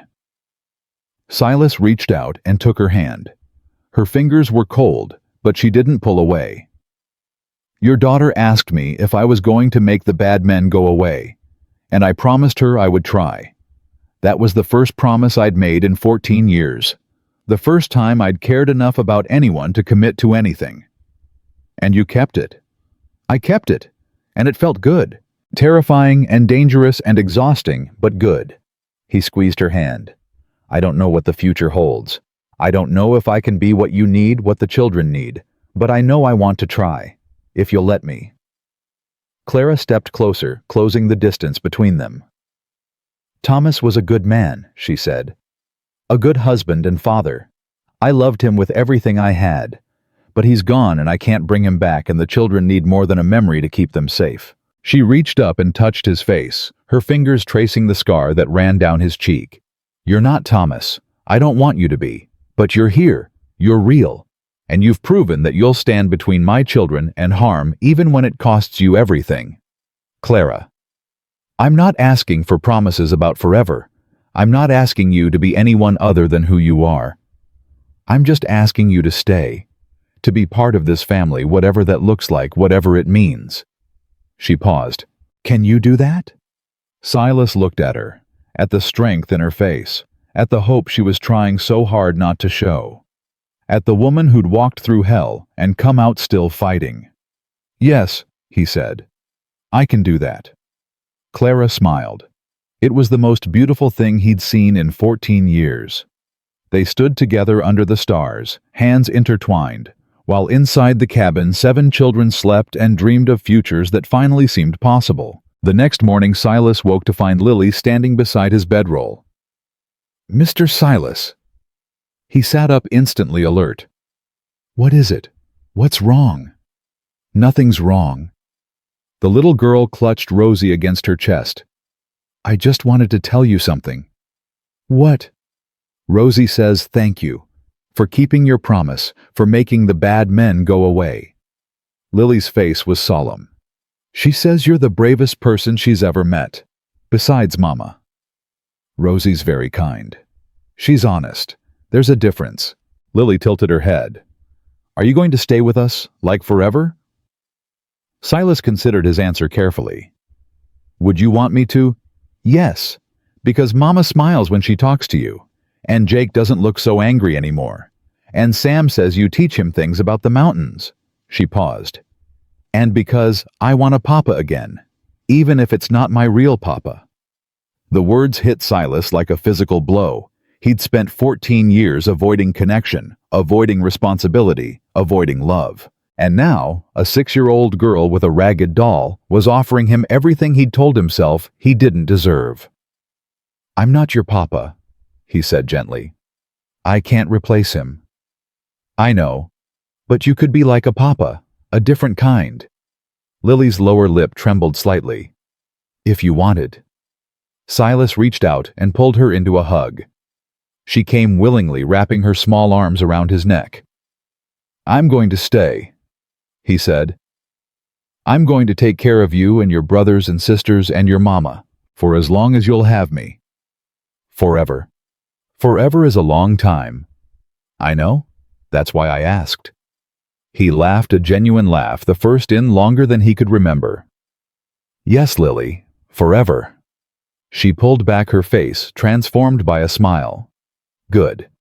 Because Rosie already decided you're part of the family, and Rosie's very smart. I'm learning that. Lily skipped away to tell her doll the good news.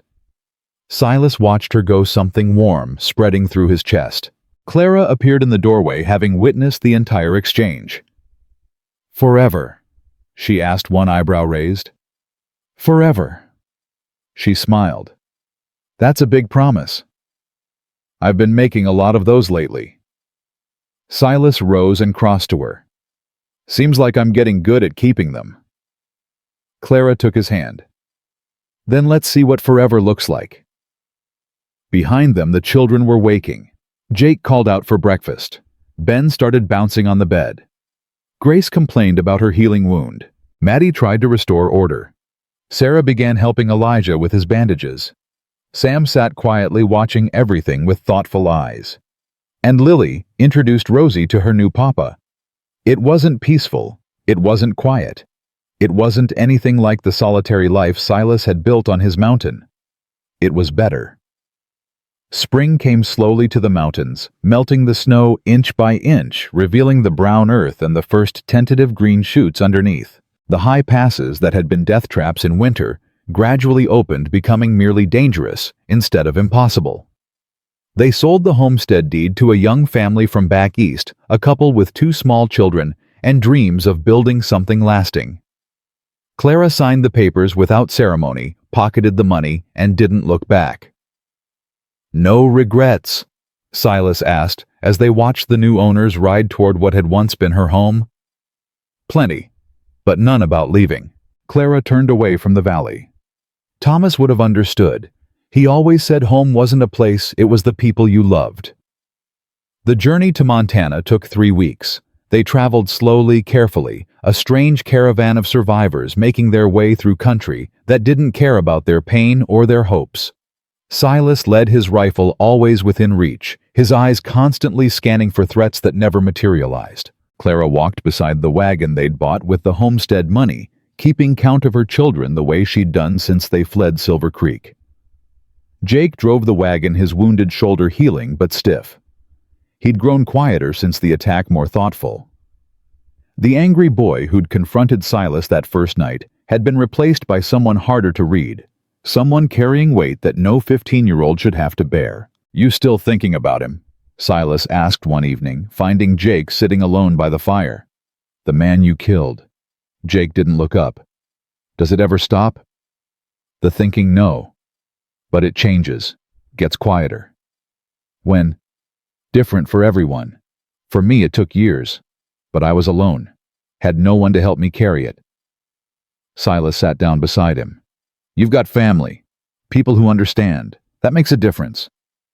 Ma says I should talk to the preacher when we get to Montana. Says God can forgive things we can't forgive ourselves. Maybe he can, but you might want to start by forgiving yourself. Jake finally looked at him. How I took a life. That's supposed to be wrong. You took a life to save lives. There's a difference. Is there a man still dead because of me? A man who was trying to burn your family alive. Silas's voice was firm. Jake, listen to me. The guilt you're feeling, it's proof that you're a good person. Bad men don't feel guilty. They do terrible things and sleep fine. The fact that this haunts you means you understand the weight of what you did. So I'm supposed to just live with it. You're supposed to learn from it. Use it to become the kind of man who protects instead of destroys. Silas paused. Your father would be proud of you. You know that, right? Jake's jaw tightened. You didn't know my father. No, but I know what he raised. And what he raised is a boy who stood up to armed men to protect his family. A boy who put himself between his mother and danger without hesitation. A boy who's struggling now because he has a conscience. Silas put a hand on Jake's shoulder. That's a legacy, Jake. That's proof that Thomas Brennan did something right. For a moment, Jake's composure cracked. His eyes glistened in the firelight. I miss him, he whispered. Every day. I miss him so much. I know. It's not fair. He was good. He was kind. He worked hard and loved us and did everything right, and he still died. Life isn't fair. Never has been. The good die young and the wicked live to old age, and there's no sense to be made of it. Then what's the point? Silas considered the question. The point is what we do with the time we have. Your father spent his time building a family, loving your mother, raising 7 children who are strong and brave and good. That matters. That means something. Does it? He's still gone. But you're still here. Your brothers and sisters are still here. Everything he taught you, everything he gave you, that lives on. Silas gestured toward the wagon, where the others were settling in for the night. Look at them. Every one of them carries a piece of your father inside them. His laugh in Ben, his stubbornness in Grace, his kindness in Sarah, his determination in you. Jake was quiet for a long moment. Then he said, Ma looks at you differently. The shift caught Silas off guard. What? The way she used to look at Pa, when she thought no one was watching. Jake met his eyes directly. Are you going to marry her? We haven't talked about that. But you want to? Silas hesitated. I want whatever makes her happy, whatever's best for all of you. That's not an answer. It's the truth. Jake studied him, weighing something behind his serious eyes. Pa's been dead 8 months. Ma's spent most of that time running and scared and alone. She deserves better. She does. So do we. We deserve someone who's going to stay, who's going to be there when things get hard, not just when they're easy. I'm not planning to leave. Planning and doing are different things. Jake's voice was hard, but underneath it, Silas heard fear. The fear of a boy who'd already lost one father and couldn't bear to lose another. I need to know, Mr. Morgan. Are you staying? Really staying.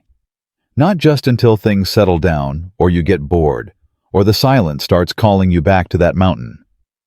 Silas took his time answering. The boy deserved honesty. I spent 14 years alone because I was afraid. Afraid of connection. Afraid of loss. Afraid of what happens when you let people matter. He paused. Your mother and your brothers and sisters changed that. Not by doing anything special, just by being here. By needing me. By giving me something to protect. That's not an answer either. Let me finish. Silas leaned forward. I don't know what the future holds. I don't know if I'll be a good husband or a good father, or any of the things your family needs. But I know I'm going to try. I know I'm going to wake up every day and choose to be here. and I know that whatever comes, I'm not walking away. Promise? Promise. Jake nodded slowly. Then, surprising them both, he extended his hand. Then, welcome to the family, Mr. Morgan. Silas shook it. Silas. Just Silas. Silas. Jake almost smiled. Ma's going to be happy. You think so? I know so. She hasn't stopped smiling since you said forever to Lily. The boy rose, brushing dirt from his pants. Try not to mess it up. I'll do my best. Good, because if you hurt her, I'll have to shoot you, and my aim's getting better. Despite everything, Silas laughed. They reached the Bitterroot Valley on an afternoon when the sky stretched endlessly blue above green mountains. The land they found was everything Silas had described. Rolling meadows, good water timber for building mountains, rising protectively to the west. It's beautiful, Clara breathed. It's home, Silas said. If you want it to be. I want it. She looked at him, her eyes bright. I want all of it. They filed the homestead claim the next day. 160 acres of Montana territory registered to Clara Brennan and Silas Morgan. The clerk raised an eyebrow at the arrangement but said nothing. Out here, people made their own rules. Building the cabin took most of the summer. They worked together, all of them, even little Lily, who insisted on helping carry stones for the foundation. Jake proved surprisingly skilled with an axe. Sam had ideas for making the structure more efficient. Grace climbed to dangerous heights to help with the roof, ignoring Clara's protests that she should be careful of her healed wound. Elijah supervised from a chair they'd positioned in the shade, his missing toes no longer an issue, now that he'd learned to balance with a cane. He told stories while they worked, stories about the settling of the West, about pioneers who'd faced worse and built futures from nothing. That's what you are now, he said one evening as they gathered for supper. Pioneers, building something new from the ashes of something old. We're just a family trying to survive, Clara said. That's what all pioneers are. The fancy stories come later, written by people who weren't there. Elijah smiled. But when they write about you, and they will someday, I hope they get it right. I hope they talk about the mother who walked 15 miles through a blizzard to save her children. About the man who opened his door to strangers and became something more. About 7 children who faced darkness and came out still believing in light. That's a lot of hoping, Silas said.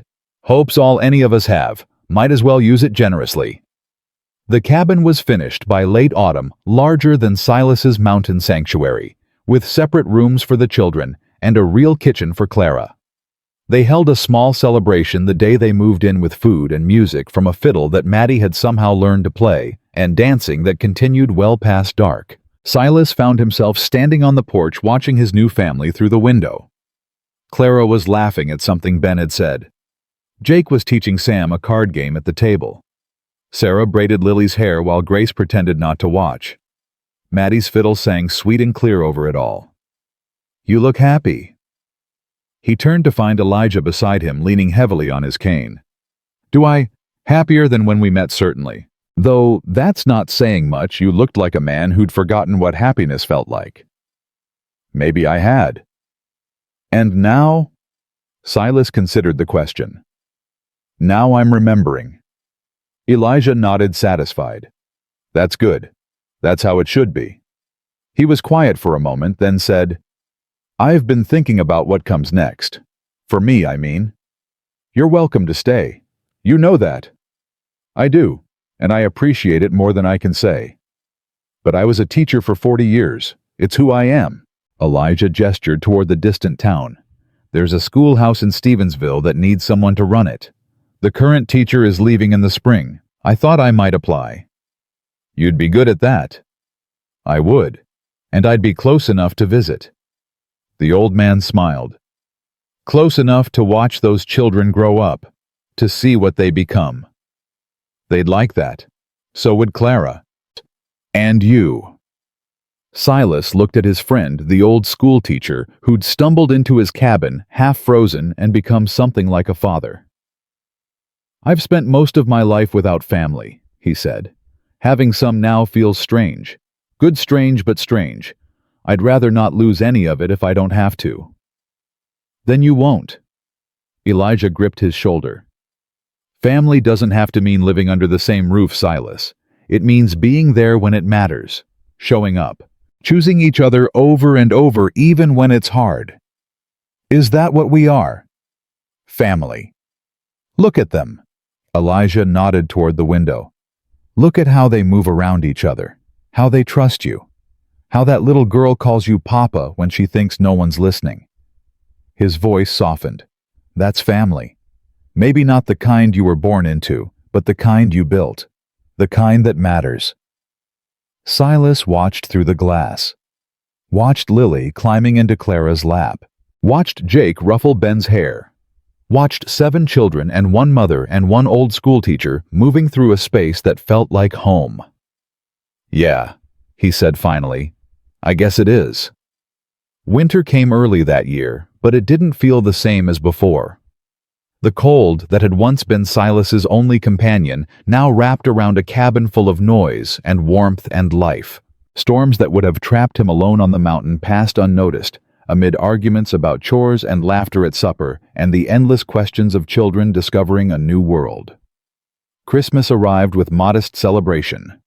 They had no money for fancy gifts, but Clara made new clothes for everyone, and Silas carved wooden toys for the younger children, and Elijah wrote each of them a poem about their best qualities. Lily's poem talked about her bravery and her kindness, and her very smart doll named Rosie.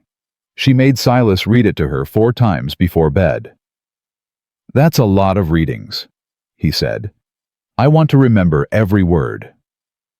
She hugged the paper to her chest. Do you think Papa would have liked Mr. Crane's poem? I think your Papa would have loved it. Do you think he can see us from heaven? Silas smoothed her hair.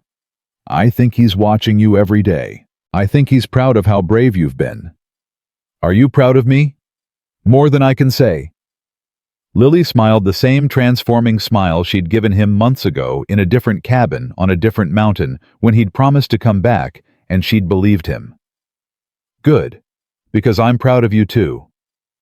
For what? For staying, for being our new Papa, for loving Mama. She yawned hugely. Rosie says you're the best choice she ever made. I thought you made the choice. Rosie helps. Lily's eyes were closing. She's very smart. I know. You've mentioned that. But she was already asleep. Rosie clutched tight against her chest, safe and warm and home. Spring came, and with it, changes. Maddie, now 18, began keeping company with a young rancher from the neighboring valley. Jake started talking about learning a trade, maybe blacksmithing, maybe carpentry, something that would let him build things instead of destroy them. Sarah discovered a passion for teaching and started helping at Elijah's new school in Stevensville. Sam filled notebook after notebook with stories about their journey about the blizzard and the siege and the mountain man who'd become their father. He said he was going to publish them someday. No one doubted he would. Grace remained. Grace, wild and stubborn and fierce, climbing trees and racing horses and giving Clara constant heart attacks with her recklessness. But there was a softness to her now, a willingness to let people in that hadn't existed before. Ben asked questions. Endless questions, about everything. Why the sky was blue. Why horses had 4 legs. Why Silas had a scar on his face. Why people died. Why people fell in love. Why the world was the way it was. He's going to be a philosopher, Clara said one evening after Ben had peppered Silas with inquiries for an hour straight. Or a lawyer. Either way, we'll never have peace. Would you want peace? Clara considered. No, I suppose not. Peace is what I had before all this, and look where that got me. Running for your life through a blizzard. Finding you. She moved closer, leaning against his shoulder. That's not nothing. No, it's not. They were married in June, in a small ceremony at the Stevensville church, with Elijah presiding and all 7 children standing as witnesses. Clara wore a dress she'd made herself simple but beautiful, the color of spring sky. Silas wore the cleanest shirt he owned and the expression of terrified joy. You look like you're facing a firing squad, Jake whispered before the ceremony. I feel like it. Cold feet. Terrified feet. Frozen solid. Silas took a breath. But I'm not running. Good, because I'd have to chase you down, and I'd hate to shoot my new father on his wedding day. Despite everything, Silas laughed. The ceremony was short and simple. They exchanged vows. They exchanged rings. They kissed while their children cheered and Elijah wiped tears from his eyes. Afterward, at the celebration that spilled out onto the green meadow behind the church, Lily tugged on Silas's sleeve. "Mr. Silas, I mean Papa." "Yes. You're married now." "I am." "That means you're never leaving, right? No matter what."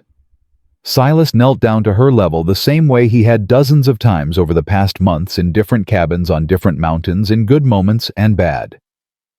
"I'm never leaving," he said. "Not today, not tomorrow, not ever." "Promise?" "Promise." Lily threw her arms around his neck. "Good." Because Rosie was worried. "Was she?" "A little. But I told her you always keep your promises, so she's not worried anymore." "What about you?" Lily pulled back her small face, serious. "I was never worried. I knew you'd stay." "How?" "Because you came back. Before, when you went down the mountain to find help, you could have just stayed away. It would have been easier. But you came back anyway." She smiled. "People who come back are people who stay. That's what Papa used to say. My first Papa, I mean." Silas felt his throat tighten. He was a wise man. "I know, and now I have two wise papas. Rosie says I'm very lucky." "Rosie's right. She usually is." Clara appeared beside them, her face glowing with happiness. "What are you two conspiring about?" "Nothing," Lily said innocently. "Just family stuff." Clara laughed and swept her daughter into a hug. Over Lily's head, she met Silas's eyes. "Family stuff," she repeated. "I like the sound of that." "So do I."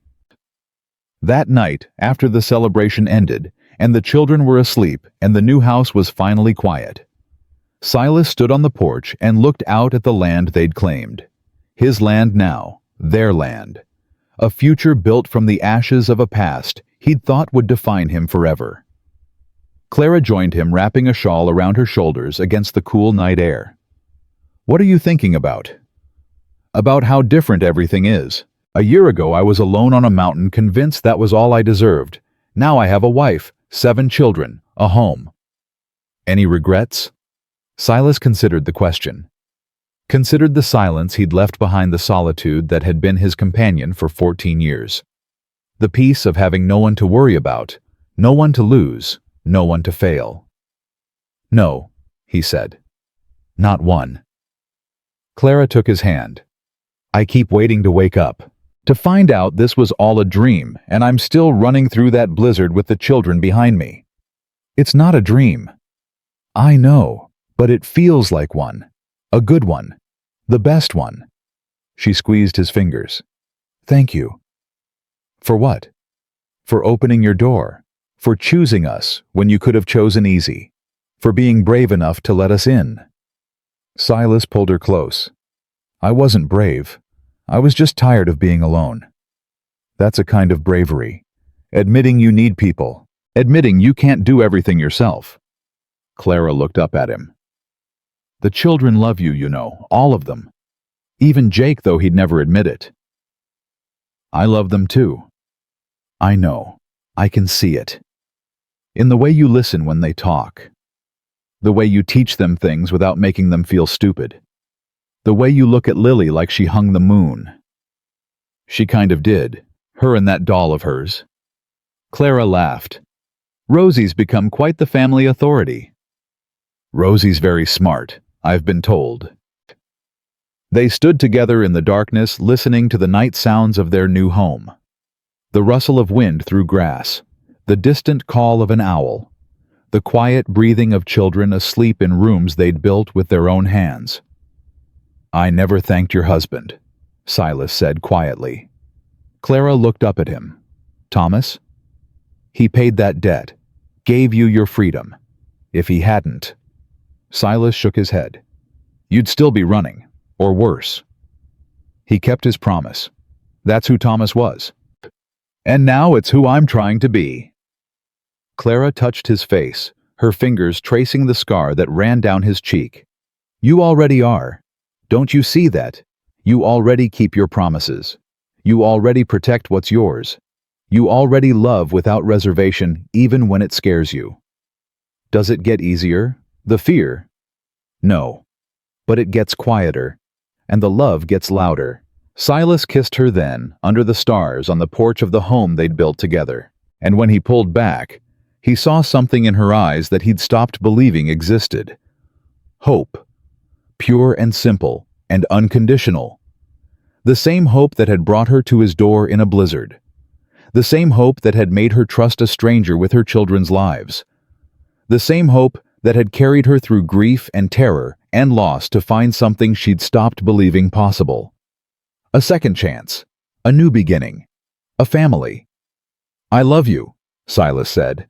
The words came easier than he'd expected. Easier than they should have after 14 years of silence. I love you too, Clara smiled. Now come inside. It's getting cold and tomorrow we have work to do. What work? Living, building, being a family. She took his hand and led him toward the door. The hard stuff. The good stuff. Same thing most of the time.